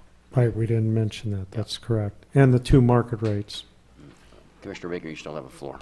so I just think it's important to, although there are some very big concerns, the fact that we have an empty parking lot that is set vacant for a long time. We finally have somebody willing to develop it. Again, I struggle with it, but I think that having this housing down there, it could, under the right management, It's be very important. beneficial for downtown. Commissioner Collins. Thank you. Yeah, first of all, I think it's a great opportunity for Sault Ste. Marie to have this project coming in there. I know a lot of people talk about low income. When I first sat at that meeting before I was a commissioner, the first thing that went through my head is, you're not talking about low income, you're talking about affordable housing. So, you know, just for the general public out there, when you're talking, you know, rents between $400 and $850, that's a lot of money for people in our community. So to me, that's affordable. And actually, some of it might even be not affordable. And then when you start talking about market rates and developers coming in, you know, if you're coming in and you're going to develop in Sault Ste. Marie and you want a market rate, you're not going there. You're going to waterfront, right? That's basically what they're going to want to do. The reality is that they're probably not going to come in here until you see some sort of a project like this where somebody else is invested and you can see a return on it where it actually worked. So to me, to your point that you had said before, to where communities would actually put in a facility or a apartment building like this to kind of generate that first. I think it's a great opportunity. And then the other side of it is that, you know, like Abby, Commissioner Baker had said, we had a parking lot down there vacant for years. Now we're going to have a beautiful brand new building that has some retail in it, and we're going to be able to get some tax revenue. Sorry, not tax revenue, but at least revenue from it in the tune of about $25,000. right? So, and I know that there's been some opposition to it because people don't want low-income housing downtown, but the reality is that it's affordable income. So that's my statement. Anyone else? Commissioner Talentino? Well, I think everybody kind of knows where I stand on this issue. Okay, I don't think the location is proper. I reached out to some people today. I contacted the Sioux Housing Commission. They have available units of subsidized low-income housing. I contacted the West Pier Place apartments at market rate. They have nothing. And the two others have nothing. So I can't understand why we need more subsidized low-income housing when all the market rates are full. I'm having a hard time with that. That makes absolutely no sense to me. Commissioner Gary? Well, again, and I don't mean to offend you, but the risk is theirs. They're going to come in and put in a beautiful $13 million building. If they don't make it and go under, there's a beautiful $13 million building that will turn into market rate or some other type of investment. The city's not invested in this property. We're putting $0 in. We don't own the lot. They're going to conform with every zoning regulation that we have. They're going to conform with everything else. They're going to be a water sewer user, which is going to help our rates. They're going to be a utility user, and they're going to build a nice building there. If they don't make it, that's on their responsibility, and they're a very big company that, you know, will absorb and take care of that. So the city is not at risk at that point because we have nothing invested in the property. I know that there's some different things you can argue about that, but it's not our decision to do the feasibility or to determine where the housing goes. It's theirs. Mr. Talentino? I guess I'm not looking at it, Commissioner Gary, as the risk that the city is putting out there. I'm looking at the need. I just don't see a need for any more. When the market rate, I do see a need for that. I mean, you can call anywhere and see that there's a need for market rate housing. When we have available within Sioux Housing Commission alone, available units. That's where I stand. Well, let me make some distinctions, if I may. First of all, I want to clarify subsidized because there's a difference between subsidized at Sioux Housing and what we're proposing. Sometimes subsidized is used as a word to say, well, the government is putting funding in. Sioux Housing, I don't know what the number of project-based vouchers they have, but vouchers are huge in the majority of what they do. The qualifications are very much lower in terms of what you have to earn in order to be part of, quote, a HUD project where there's a lot of vouchers. Our funding comes strictly from tax credits, housing tax credits that are allocated throughout this state and all the states in the union based on population, and once a year you get an allocation. The location, market rate versus ours, this we talked about on several occasions before you were on the commission. I don't think we really talked about it much the night over at the Ramada. We have had a snapshot market study that was done prior to the first meeting, I think in March of 2017, which said there was great demand or need in the city for at least 60 to 70 light-tech, low to moderate income housing units. And then we also took a look at what the market rate demands were. I can't remember exactly, but somebody can correct me. I think it was for light-tech and market rate, everything was full, 100% occupancy. Which then we did a full study that we talked about right before in September, where the full study on the light-tech side said that for 63 units, there was plenty of availability and need in this community for those. So you as a developer don't really need to sweat it. And we as an allocating agency, we feel comfortable allocating credits because you're not going to be dark, so to speak. So that's what I can give you tonight. I can forward for your perusal the latest market study. We have like I said earlier, requested as of last week another market study. We had to meet a deadline of January 18th to turn it in for MISTA so that it, we did not get notified, just so you know, we hastened to get back before commission. We did not get notified until January 22nd of what the results were from October. We had to submit market study requests not knowing whether we got awards or not. So everything we had, we resubmitted, and that's why we're kind of ahead of the game. And let me just talk to the Commissioner Talentino about the need. I think the commission, this commission feels there is a need for market rate units.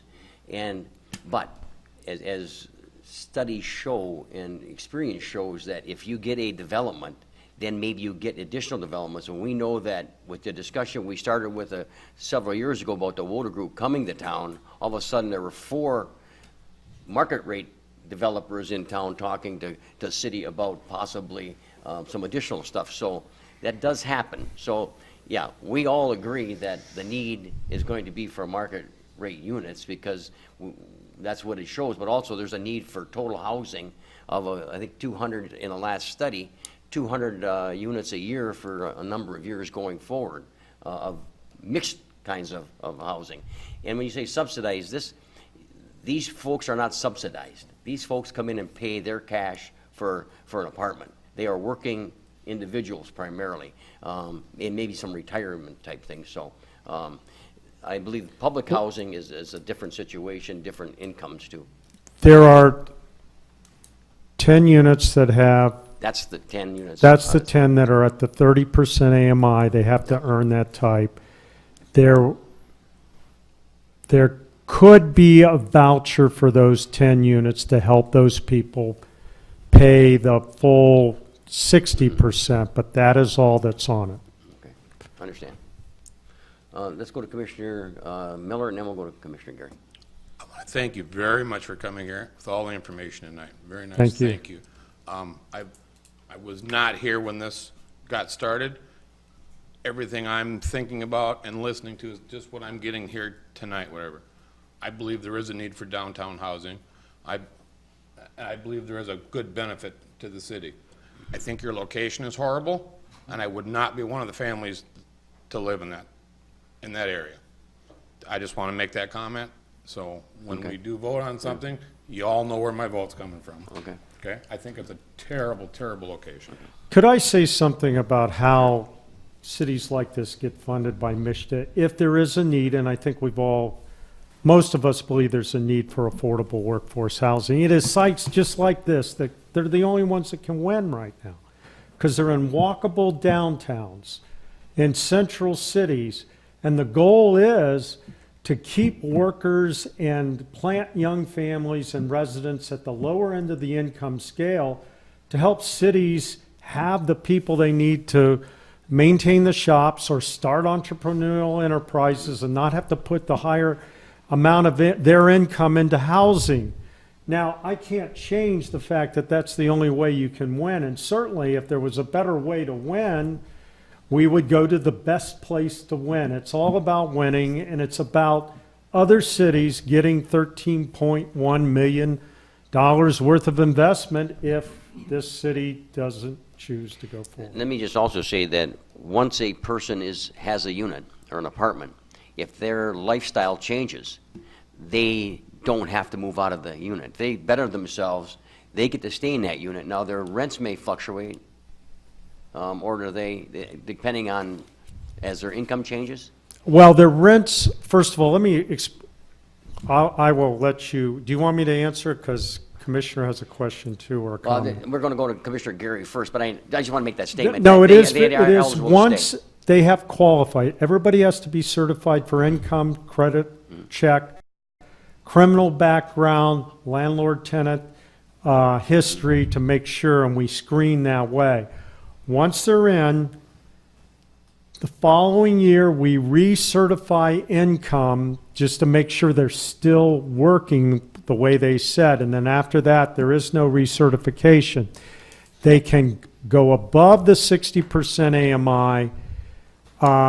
If one of those market rate units come open after they get above the threshold of 60%, then they have to move to that and pay that, but then otherwise they can stay. And I'm not sure, I think once they get to 140% AMI, there may be a requirement for them to move. But 140% AMI is double that 860. They have to have the income to support $1,700 per month of an apartment. Okay, Commissioner Gary. And I think, you know, we have to define the city. This is a private investor buying a lot in a private transaction. We cannot say we don't want this kind of business there. If it conforms 100% with our zoning requirements, with our planning requirements, with our pilot ordinance, they are free to do what they want. We can't say we don't want another auto dealer. We can't say we don't want another auto parts store. We can't say we don't want a Meijer because we have a Walmart. That is not the job of the city. Through zoning and through our ordinances, then we do regulate that. But we can't say, that's a bad place for that, we don't want it there. That's not our job nor responsibility. This is a private transaction, and we are here to say, does he comply with the pilot ordinance? Is he going to comply with all the rules? Is this a good deal for the city? Is it good for us to do something that we have as a goal, to build a housing complex in Maloney's Alley? Is it good for us to have something that we have as a goal to work with, you know, all of these things? Is it part of our 2020 vision? Yes. Was it in our goals? Yes. I just can't think of any reason we would say, nah, we don't want a $13 million building there operated by a successful company that we are very lucky to have looking at Sault Ste. Marie. They've done their homework. They've got, he said, 300 of these properties. So I think that they are confident that this will be occupied and will be successful, and they will take care of it. So, you know, it's not our responsibility. It's a private transaction, and I think it would be good for the city, and I think the revenues that the pilot would bring in, as well as the agreement for police and fire services, is better than most of the other 8 or the 9 that we have already. We've had this pilot program in place for a long, long time, and why would we single out one investor of $13 million when we've approved pilots for the last umpteen years? I think it's a good thing. 44%, I think it was, of our residents rent. We do have a low AMI, very low AMI, and this would be a good project. We've always talked about increasing the quality of our housing stock in Sault Ste. Marie. How do you increase the quality of housing stock? Build new buildings with really nice properties. This is going to do so many things, and especially in the that we've Maloney looked Alley at in area. our goals. In the Maloney's Alley area, we partnered with Michigan Municipal League with putting a plan together, and this conforms almost exactly to the plan. Looks It's like the a building. win-win. Yeah. We're going to just take a couple more questions or comments, and then we're going to have a vote here. Commissioner Baker. I just wanted to say, I don't know whether you guys pitched it the way it was pitched or how it, but the low income, I think, is what's got everybody freaked out. And it's not low income, it's income based. And after going to that meeting, I learned that roughly 70% of the rooms or apartments that are gonna be available are gonna be within that $500, $800 range, which in my opinion is affordable housing here, especially in the downtown area, which I bet you could average the average worker down there making minimum wage, if not maybe $12, with little to no help with cars and situations like that. So just something to think about, that it's income based. It's income based. With the affordable housing and with the procedures that you guys have in place for tenants, like passing a background check and doing your due diligence on getting the proper tenants in there, I think that would alleviate some concern. I know it did for me after going to that meeting and asking a million questions. So. Thank you. Commissioner Miller, last question. I don't know, but this isn't a question. I just want to make a comment. I don't know what anybody else thinks, but the word affordable housing or low-income housing doesn't bother me one iota. I believe we need that downtown. I'm worried about the people who will be living in there. That's not a good location. I don't think families with little kids should be living in that location. So the word low-income housing, or the words low-income housing or affordable housing, that does not upset me whatsoever, and I believe there is a need for it downtown. Not there. Just to tell you, Commissioner Okay, Baker. thank you. Do we have a motion yet? Commissioner Gary? I would make a motion to approve the requested one-year extension and to return the amended ordinance to the City Commission for first reading in a future meeting. Second. It's been moved and supported. Are there any further questions? Roll call, please. Commissioner Twardy? No. Mayor Bospas? Yes. Commissioner Baker? Yes. Commissioner Collins? Yes. Commissioner Gary? Yes. Commissioner Miller? No. Commissioner Talentino? No. 4-3 as a motion carried. Thank you. Thank you very much for all the good questions, and we hope to win. Thank you for your help. Okay, thank you, Craig.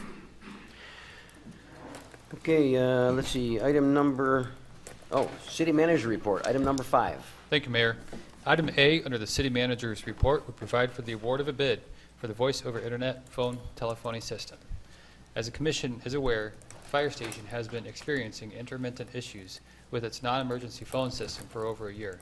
After several phone calls, emails, and site visits by the current vendor, as well as with AT&T, there has been no progress or resolution in fixing the problem. Administration and the city have also experienced a number of other issues with the current phone system. In November, myself, Deputy City Manager Troyer, and IT Director Raphael initiated the research necessary to replace the current phone system from a hybrid to a voice-over internet phone system. The committee decided to contract with Abilita Telecom Consulting to help aid in the process for a cost of $4,500 in addition to their retainer. Advancements which would be gained through a new phone system would include enhancing redundancy, which would allow the fire station and police station to continue to have phone service in the event City Hall phones are down, gaining the ability to use city computers to answer phones, messages, and having employees being able to use the phone and transition calls, establishing alert systems, and achieving compliance with the enhanced 911 system. On November 21st, a request for proposals was sent to potential vendors, placed on the city website, and advertised in the Sioux News. On December 22nd, 4 bids were received and opened at the city clerk's office. A breakdown of the proposals and analysis completed by Abilita has been included within the packet. After a complete review, it is the committee and Abilita's recommendation to award the bid to Millennia Technology Shortel, which is the lowest bidder meeting specifications. Accordingly, it would be my recommendation that the City Commission authorize the city manager to execute an agreement with Millennia Technologies for a VoIP telephone system in the amount of $51,827.08 and authorize an increase to the expense budget to accommodate the cost. Thank you, Mayor and Commission. Okay, thank you. Commissioner Twardy. Thank you. Well, first I'll make a motion, and then I want to ask the city manager a question. I move that the City Commission authorize the city manager to execute an agreement with Millennia Technologies for a voice-over internet telephone system in the amount of $51,827.08 and authorize an increase to the expense budget to accommodate this cost. Support. It's been supported. Commissioner Twardy, you have a question? My question and comment is, ouch. Like, I've wanted to have one of these for years, but I cannot afford them. And so where's the need? Was the need established? Why are we spending $51,000 on a new telephone system when, I mean, I don't see in here where it's really laid out that it's a giant need. All right, thank you for that question, Commissioner. Implementing a new phone system is included, it was included within the long-term plans, 2-year budget, and the capital improvement plan. It's something that IT Director Raphael has recommended for a long time to increase the efficiencies, but also because of the significant issues that we were encountering at the fire station. Even though it's a non-emergency line, we did fear that there was it could be an incident in which somebody would call and request service, and we wanted to ensure the redundancy in the line system. The phone system itself has experienced a number of other issues, and it's a phone system that we'd hope to squeeze more life out of it. But you know, in replacing the phone system at the fire station, and looking at the efficiencies that would be gained to do a system-wide replacement, it would be approximately 20% in reduced cost to do it at this time, all at one time. So So then follow-up question, how often is it that people call the fire station and they don't call central dispatch 911? There are non-emergency calls which would come from War Memorial Hospital or from the Sioux News, for example. So To my understanding, it's a system that is used daily. Daily. I wonder if, I really would have kind of liked to have heard from our IT director, but I know she's busy running the meeting. You want her to come over or not? Certainly, if it pleases the commission. Yes. 1 second. We'll get Bonnie. What the heck? We've got time. Because she really, I can't get mine to come on, Bonnie, so. So we got some tough questions for you. yeah. Yeah. Oh, but I have yours in the back fixed. I don't know what they all had for dinner, but no. Okay, so everything with the fire department started about a year or so ago, and there's been incidences where, I'll use one. One of the, can I talk about this one? You don't have to mention any names. I don't have to mention names, right? Okay, there was an incident with an ambulance where they couldn't get through on a line, on the fire hall line, transporting a patient. So when it came down to that happening, that's when I said, enough is enough. We can't do this. I emailed, I phoned, the chief, fire chief emailed and phoned the current vendor to get them to come and fix the system, tell us what was wrong. I have had AT&T up there checking lines 4 times, I believe it is, in the last year, and AT&T each time comes back with it not being AT&T's fault. We've had other incidences throughout the whole phone system where somebody will be like calling the, say, police department or DPW, and the person on the other end can't hear the person on the phone, or vice versa. And that's not just a one incident thing, it happens throughout the whole city. We have issues where voicemails go back to old employees' voicemails, and for no reason. And I mean, I've rebooted the system, I've rebooted the voicemail, I've done everything humanly possible that I could do to correct this issue. Even, like I said, including fighting and arguing with the current vendor. And as IT director, when it comes down to instances with an ambulance and things like that, and I've done everything in my power to correct it, it's time to move on. So that's my reasoning. How's that? Thank you. That was a very good answer. Commissioner Tuardi? Thank you. Yeah, just that, then a couple follow-up questions to that. So what do we spend right now on our current system, and is this is an additional $51,000 to the hit to the budget? So I'm wondering what is the cost difference between the two systems, or is this an additional system that's going to cost us an additional $51,000? And then the second question is, what are neighboring communities? I always like to look at peer communities. Let's just say, what does Escanaba do? What does Marquette do? Do they have these same set of phone systems? Do you want me to answer that? Please. Okay. Sure. I can add on too. I'll add on afterwards. The current phone system that we have was purchased and installed when the building was done. I don't know right offhand how much that system was. I do know it was quite a bit more than what we're paying for this better system that we're getting. We do not pay any costs right now other than fixing the equipment if it goes down. Okay, because it's out of warranty. As far as what is other people doing, Sioux Schools has a VoIP system, same as what we're purchasing, would like to purchase, sorry. And then so does the War Memorial has it, a VoIP system, and where did I used to work?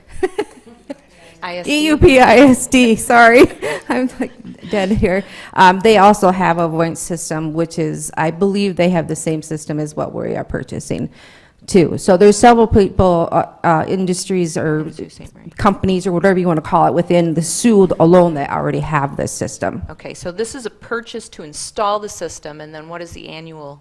There is no annual. So it's just a $51,000 single line item in this year's budget. Right. And then, Yes. okay, that explains, that's so much more clear. Thank you. Okay. Do you have a question for? Okay. I do. Okay. When these, Commissioner Miller. when these systems go down, who fixes them? Generally, we this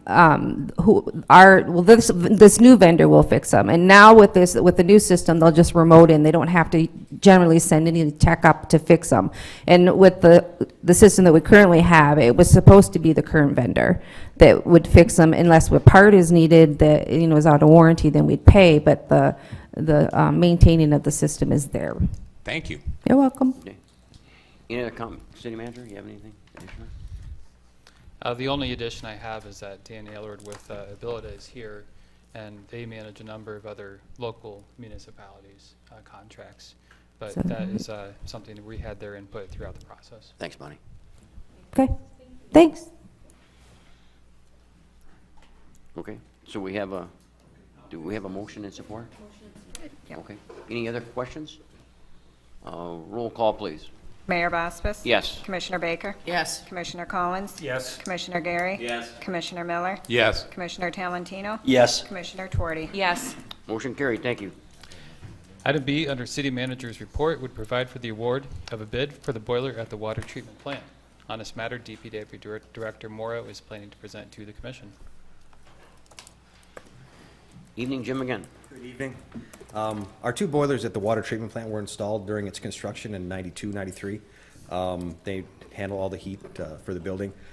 Typically, those boilers have a lifespan of about 30 years on the low side. They're a low temperature, low pressure boiler, unlike a steam boiler, which has a significantly shorter lifespan. We were planning on replacing both boilers in fiscal year 22-23, which would be their 30-year lifespan. And that was what we had put in the CIP, for the past few years. Anyway, earlier this year, our north boiler developed a leak, and we attempted to get some parts to repair it. No longer available. So our plan was we'll just move it up in the CIP till next fiscal year and budget for it properly. And then in December, the south boiler developed a leak. So we are in a bit of a pickle here. We're patching it with JB Weld, and we're keeping it going. The north boiler has a leak on the bottom of one of the sections. There's 7 cast iron sections in it. We can't fix that one because the leak is right on the bottom of one of the sections. We can use it in a pinch, but it's not very good because it's hard even maintaining pressure. Anyway, we hired UP engineers and architects to draft some specs for a new boiler. We decided to put one boiler in and take the parts from the north boiler to fix the south boiler to get us through so we can budget for it properly and plan properly for the control system and the remaining heating improvements that we want to make.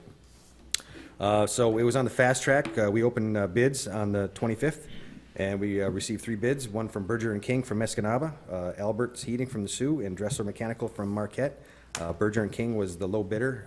All 3 vendors met specifications. Low bid was $36,722, and they were $6,700 less than our local bid, so they didn't match the local vendor award. So anyway, that is my recommendation, that we hire Berger and King for one boiler at the water treatment plant. Any questions of Jim? Commissioner Twardy. I do, thank you. It was recently just brought to my attention from somebody who works for a heating place that there are through our energy programs, there are a lot of rebates, there are a lot of discounts on boiler purchases and installation. I think a lot of it's actually maybe on installation. It's not automatic. It does come a little bit further down the line, but is this something that you looked into? I did not look into that, but UP engineers are pursuing those possibilities. Okay, excellent. Yeah. I just wanted to. Not my gig. I don't understand that stuff too well. So. All right, thank you. Okay. Anyone else? City Manager, you have anything like that? I do. Just to recap that the recommendation is the City Commission award the bid to Berger and King of Escanaba for the new boiler at the plant in the amount of $36,722. being the low bidder, meeting specifications, and to increase the capital equipment budget to $36,800 with funding for the project being transferred from the Water Equipment Replacement Fund. Okay, thank you. Commissioner Talentino. Go ahead, Commissioner. I so move that we award the bid to Burger and King for $36,722 for the replacement of the new boiler at the water treatment plant. Support. Move supported. Are there any questions? Commissioner Miller. I had asked the city manager the other day, when we're doing bids for this kind of stuff, what the percentage is, what we would go to take someone local. Yes. I think I was told 3% inside the city limits, right? 3%? Yes, it's 3% if the business is located within Chippewa County. If it's located within the city limits, then it's 5%. 5%. In which instance they would be able to match. The company that we want to award this bid to, they have someone here that can fix this if something happens, someone local? Because I know we're talking about $6,700, but by the time you get somebody to come and fix it, or you put your 3% in because they're local business, I just wondered where we were with that. Right. Because I would love to see this go to a local company. Maintenance on the boiler would be able to be performed by a number of local contractors. So by awarding this bid to Berger and King would not preclude qualified contractors from servicing it in the future. Thank you, Mr. Turner. You're welcome. Okay. Thank you. Thank you. Any other questions? Roll call, please. Commissioner Baker? Yes. Commissioner Collins? Yes. Commissioner Gary? Yes. Commissioner Miller? No. Commissioner Talentino? Yes. Commissioner Tuarty? Yes. Mayor Boswis? Yes. Motion carried. Thank you. Item C, under City Manager's report, would provide for approval of a private use agreement with Christopher and Abby Baker on Bingham Avenue, as detailed within a memorandum. As part of the building renovations at 301 Maple Street, the applicant needs to provide a handicap-accessible entrance meeting the Americans with Disability Act requirements. After considering 2 other locations, the applicant's design professional has determined that the most suitable location for the compliant entrance is on Bingham Avenue. To be compliant, a ramp must be constructed that would encroach into the city right-of-way on the back side of the sidewalk. The proposed ramp would not interfere with the city sidewalk or accessibility requirements. Included is a private use agreement which would allow the ramp to be constructed within the city right-of-way, and it is my recommendation that the City Commission approve the execution of a private use agreement with Christopher and Abby Baker that would allow a ramp to be constructed in the city right-of-way as proposed. Thank you. Okay, thank you. And Commissioner Baker wanted to have the floor at this time to ask the city attorney. I'm assuming I'll be abstaining from discussion and voting on this. That's a good assumption. If you have any questions, though, Okay, I'm here. thank you. Let's go to Commissioner Collins. It's my understanding when I read through the documents that we're actually going to have an indemnification agreement in place. Can you explain how that works? Sure. Mr. Turner. City Manager. City Manager. Yes, that is included within a private use agreement, and that may be a question that the city attorney may wish to address as far as the indemnification clause. City attorney. The city routinely issues right-of-way use permits for all kinds of uses of the right-of-way, uses of right-of-way for private driveway, uses of the right-of-way for encroachments, and we have built into those agreements what I consider to be the standard, essential legal protections for the city as it relates to the right-of-way use. Okay. So basically, if somebody gets hurt, it doesn't fall back on the city. That would be true even without the indemnification. Okay. Okay, thank you. Would you like to make a motion, Commissioner Collins? Yeah, I'd like to make a motion to approve. Support. Motion to approve the city manager's recommendation. Any questions? Roll call, please. Commissioner Collins? Yes. Commissioner Gary? Yes. Commissioner Miller? Yes. Commissioner Talentino? Yes. Commissioner Tuarty? Yes. Mayor Boswis? Yes. Motion carried. Thank you. Item D, under City Manager's report, would provide for the approval of budget amendments associated with the 6-month budget review. On this matter, Finance Director and Treasurer Collins will present to the City Commission. Evening, Kristen. Good evening. I'll make it quick. We had a very good year so far as of December 31st. This is the second budget review of the fiscal year, which starts July 1st and ends June 30th. So we're halfway through the year. We do it 3 times. We'll meet again in June to look over and do any final revisions. At this point, there were very few, as I said. The first one is the $2,000 to finalize the eviction of a tenant on Portage Avenue who is going to be out of the building officially as of March 31st. The second one is to adjust the fringe abatement. And to explain that, we charge out the fringe benefits to this department, and then we allocate those fringe benefits to all the working departments, the departments that have employees. And when I adjusted the fringe cost for the increase in workers' comp premium at the end of September, I failed to fix this one. So this is simply a little bit of housekeeping, just to keep that department at a net of basically 0. Any questions on the fringe abatement? Okay. Fourth and fifth items are reducing the transfer from the Brownfield Fund, which is to cover the demolition of the 2 blighted properties that the Commission is probably familiar with. And it came in under cost. It was originally estimated at $45,000. It came in at $29,500 for those 2 parcels. And I understand those costs need to remain in the general fund, according to City Attorney Canello. So that was a transfer in from the Brownfield Fund.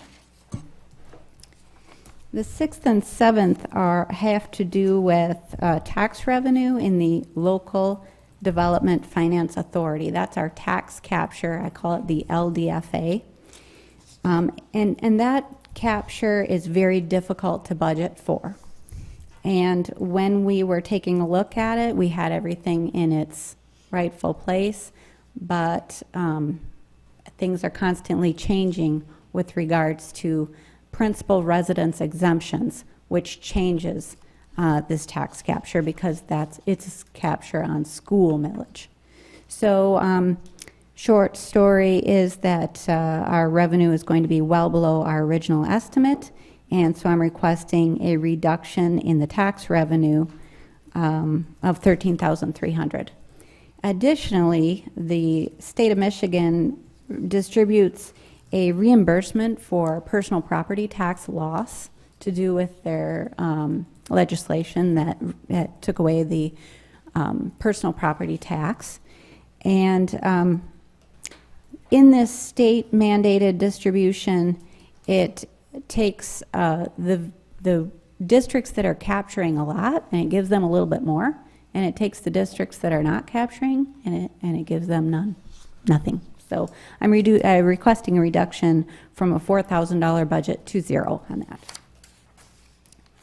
The last 2 are just an error in my estimate for audit costs for the 2 trusts. Seal and Osborne Trust, we had been charged $800 in the past year, and I went with that at budget time, but it was allocated to cost $1,000 each from our new auditors at Anderson Tackman. So we're going to talk with them and see if we can reduce that next year. Additionally, I did have to say one more just to bounce back to that local, that LDFA tax capture reduction. I had recommended that the overage be reimbursed by the TIFA 3 fund, which is the backdrop for the LDFA fund if the LDFA has a mortgage on the Breeder building. And so TIFA 3 is the backup for that. The LDFA board had voted that any further funding be shared with the general fund. So just so for your awareness, that's the request out there. I have suggested that we get it from the TIFA 3 fund, but I know that we've come to them many times during this hardship that the LDFA fund has had. So it's up to the commission if you would decide to split the cost between the two, and certainly we can come back again at the last budget revision and take care of that if you like. Okay, any questions? City Manager? Certainly appreciate the work of the finance director as well as the department heads for their efforts to manage their departments within the constraints of the budget. Thank you. Commissioner Gary? That's not a part of this budget amendment, though. No, this budget amendment requests that it be fully funded by TIFA 3, and I did state in my memorandum that I would come back to you if the TIFA 3 board denied that request. I make a motion to approve the budget amendments. Support. It's been moved, supported. Are there any questions? A roll call, please. Commissioner Gary? Yes. Commissioner Miller? Yes. Commissioner Talentino? Yes. Commissioner Tuorty? Yes. Mayor Bospas? Yes. Commissioner Baker? Yes. Commissioner Collins? Yes. Motion carried. Thank you. Thank you. Thank you. Item E, under the city manager's report, would provide approval to enter closed session to discuss collective bargaining. As commissioners are aware, administration remains in negotiations with the police officers, police records, and clerical bargaining units, police officers, police records, and firefighters bargaining units for successor collective bargaining agreements that could retroactively become effective on July 1st, 2017. Section 8C of the State of Michigan Open Meetings Act specifically states that a public body may meet in a closed session for strategy and negotiation sessions connected with the negotiation of a collective bargaining agreement. Accordingly, city administration is requesting that the commission enter into closed session in order to consider information relating to this matter, and it's our recommendation the commission enter into closed session in connection with Section 8C of the State of Michigan Open Meetings Act at the end of the regular meeting. Thank you. Okay. Commissioner Tuorty? Make a motion that we go into closed session at the end of this meeting. Support. All those in favor signify by saying aye. Aye. Aye. Opposed, same sign. Motion carried. Thank you. And that concludes the city manager's report at this time. Thank you, Mayor and Commission. Okay, thank you. Item number 6 is the status report. City Manager. Thank you. Item A under status reports is a reminder about the 2018 goal setting session. As an update and as I mentioned as a reminder, the annual goal setting exercise for City Commission has been scheduled for next Monday to begin at 9 a.m. and lasting through the afternoon, being held in the City Commission chambers.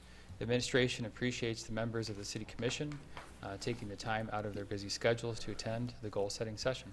Okay, and that will also be on TV.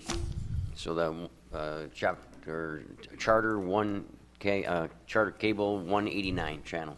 Okay. Commissioner Baker. I had to ask Oliver, and just a reminder, if we could get that up on the Facebook page too for the city, just as a reminder, hopefully this week, so we give people ample time if they want to watch it on television or come to attend the meeting itself. Sure, can certainly do that. Thank you. Okay. Item B under status reports is an update regarding the Riocho adult delegation visit. In 2018, the city will be hosting an adult delegation from our sister city, Riocho, Japan. And as the commission is aware, the city is in the process of confirming the exact dates, but we do know that the delegation will be here in late July over the dates of the rendezvous and the Sioux weekend. This is a sister city relationship that has existed for over 43 years, including both student and adult exchanges occurring between the communities. So we're certainly excited to welcome them back. You know, it's a program that helps to create better understandings of each other's communities and nations. Approximately every other year, an adult delegation from Riocho, as mentioned, visits Sault Ste. Marie. And we're working to plan activities during their stay around the 350th anniversary celebrations. The city is reaching out to the community for anybody who's interested in being a host family for the adult delegates, for volunteers, anyone interested in contributing to the program, or offering ideas and help in organizing the event. If you're interested, please contact Sue Gates in the city manager's office to participate. Thank you. Okay, and Sue's number? Sue's number is 906-632-5705, and her email address is sgoetz, sgates@siouxcity.com, or information is also on the city website. Okay. And finally, item C on the status report section of the agenda is an update in accordance with Public Act 202 of 2017, being the Local Government Retirement System Annual Report. As noted within the status report, Public Act 202 of 2017, which pertains to pension and retiree healthcare reporting for retirement systems, is required to be filed with the Michigan Department of Treasury. Public Act 202 also requires local units of government to electronically submit the report to its governing body.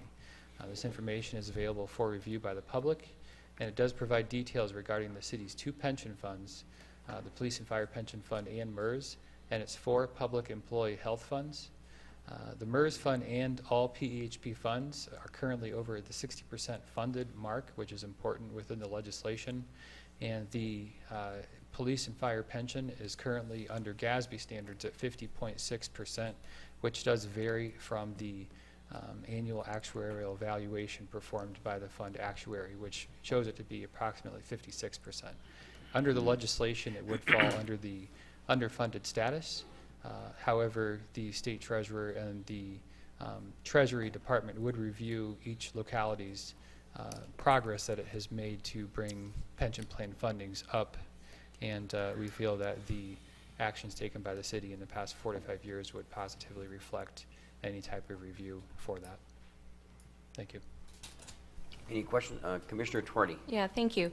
Do you have any sense or any idea of the amount of additional work that it could take for the city to work on this with the state for compliance? And I mean, they're coming out with all this new legislation. I know we don't know exactly what it's all going to look like yet, but what do you think the impact is back on potentially Kristen Collins and yourself for additional reporting?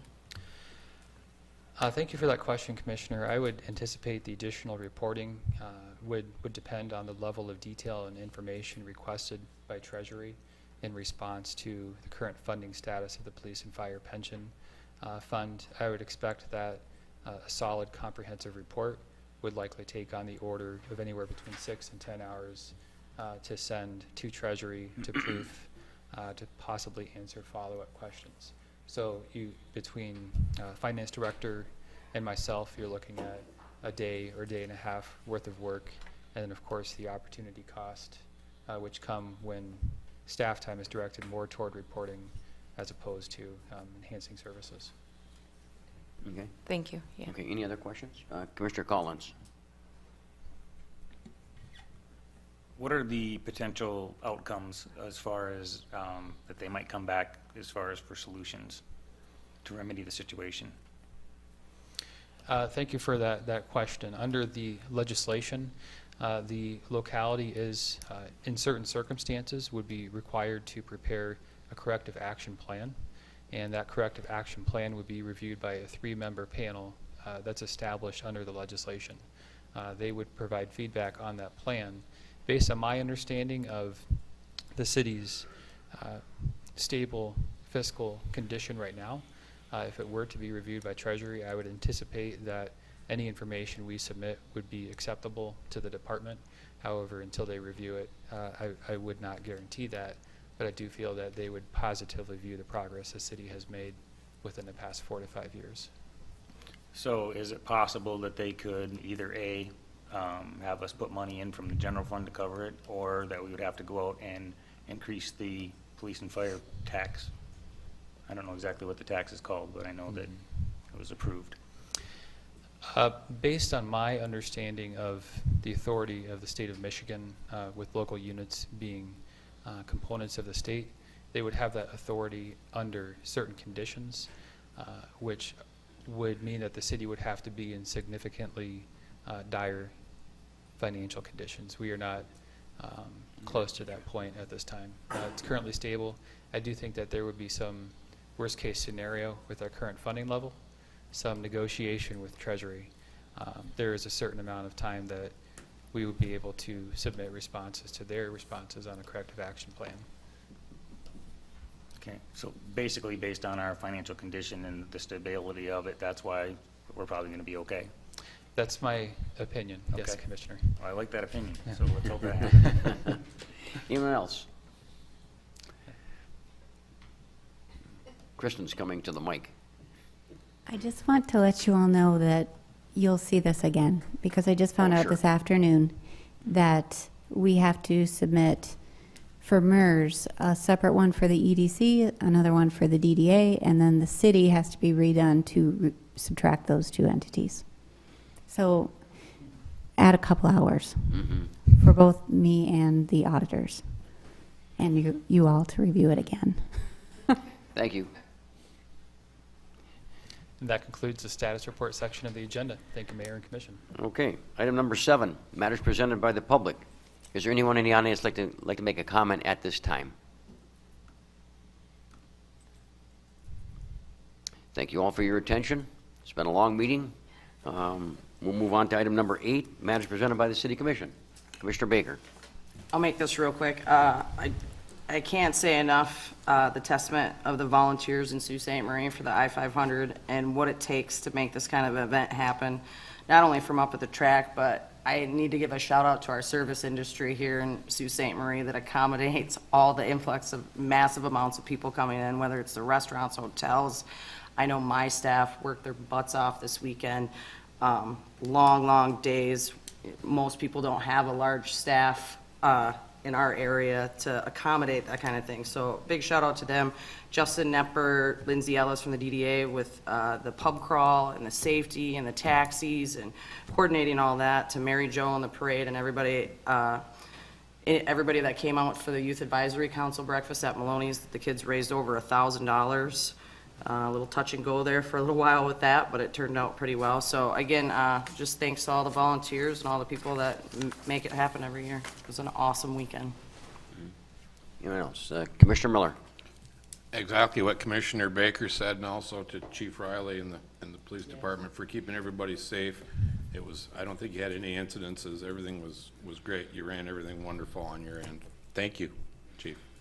I guess that goes without saying, and to have the events that we have and the volunteers, and we've talked about this over and over, and I guess we'll continue to talk about the staff, the volunteers to make the I-500, the ice sculptures, the auxiliary police. I see him standing here. He's got a cold.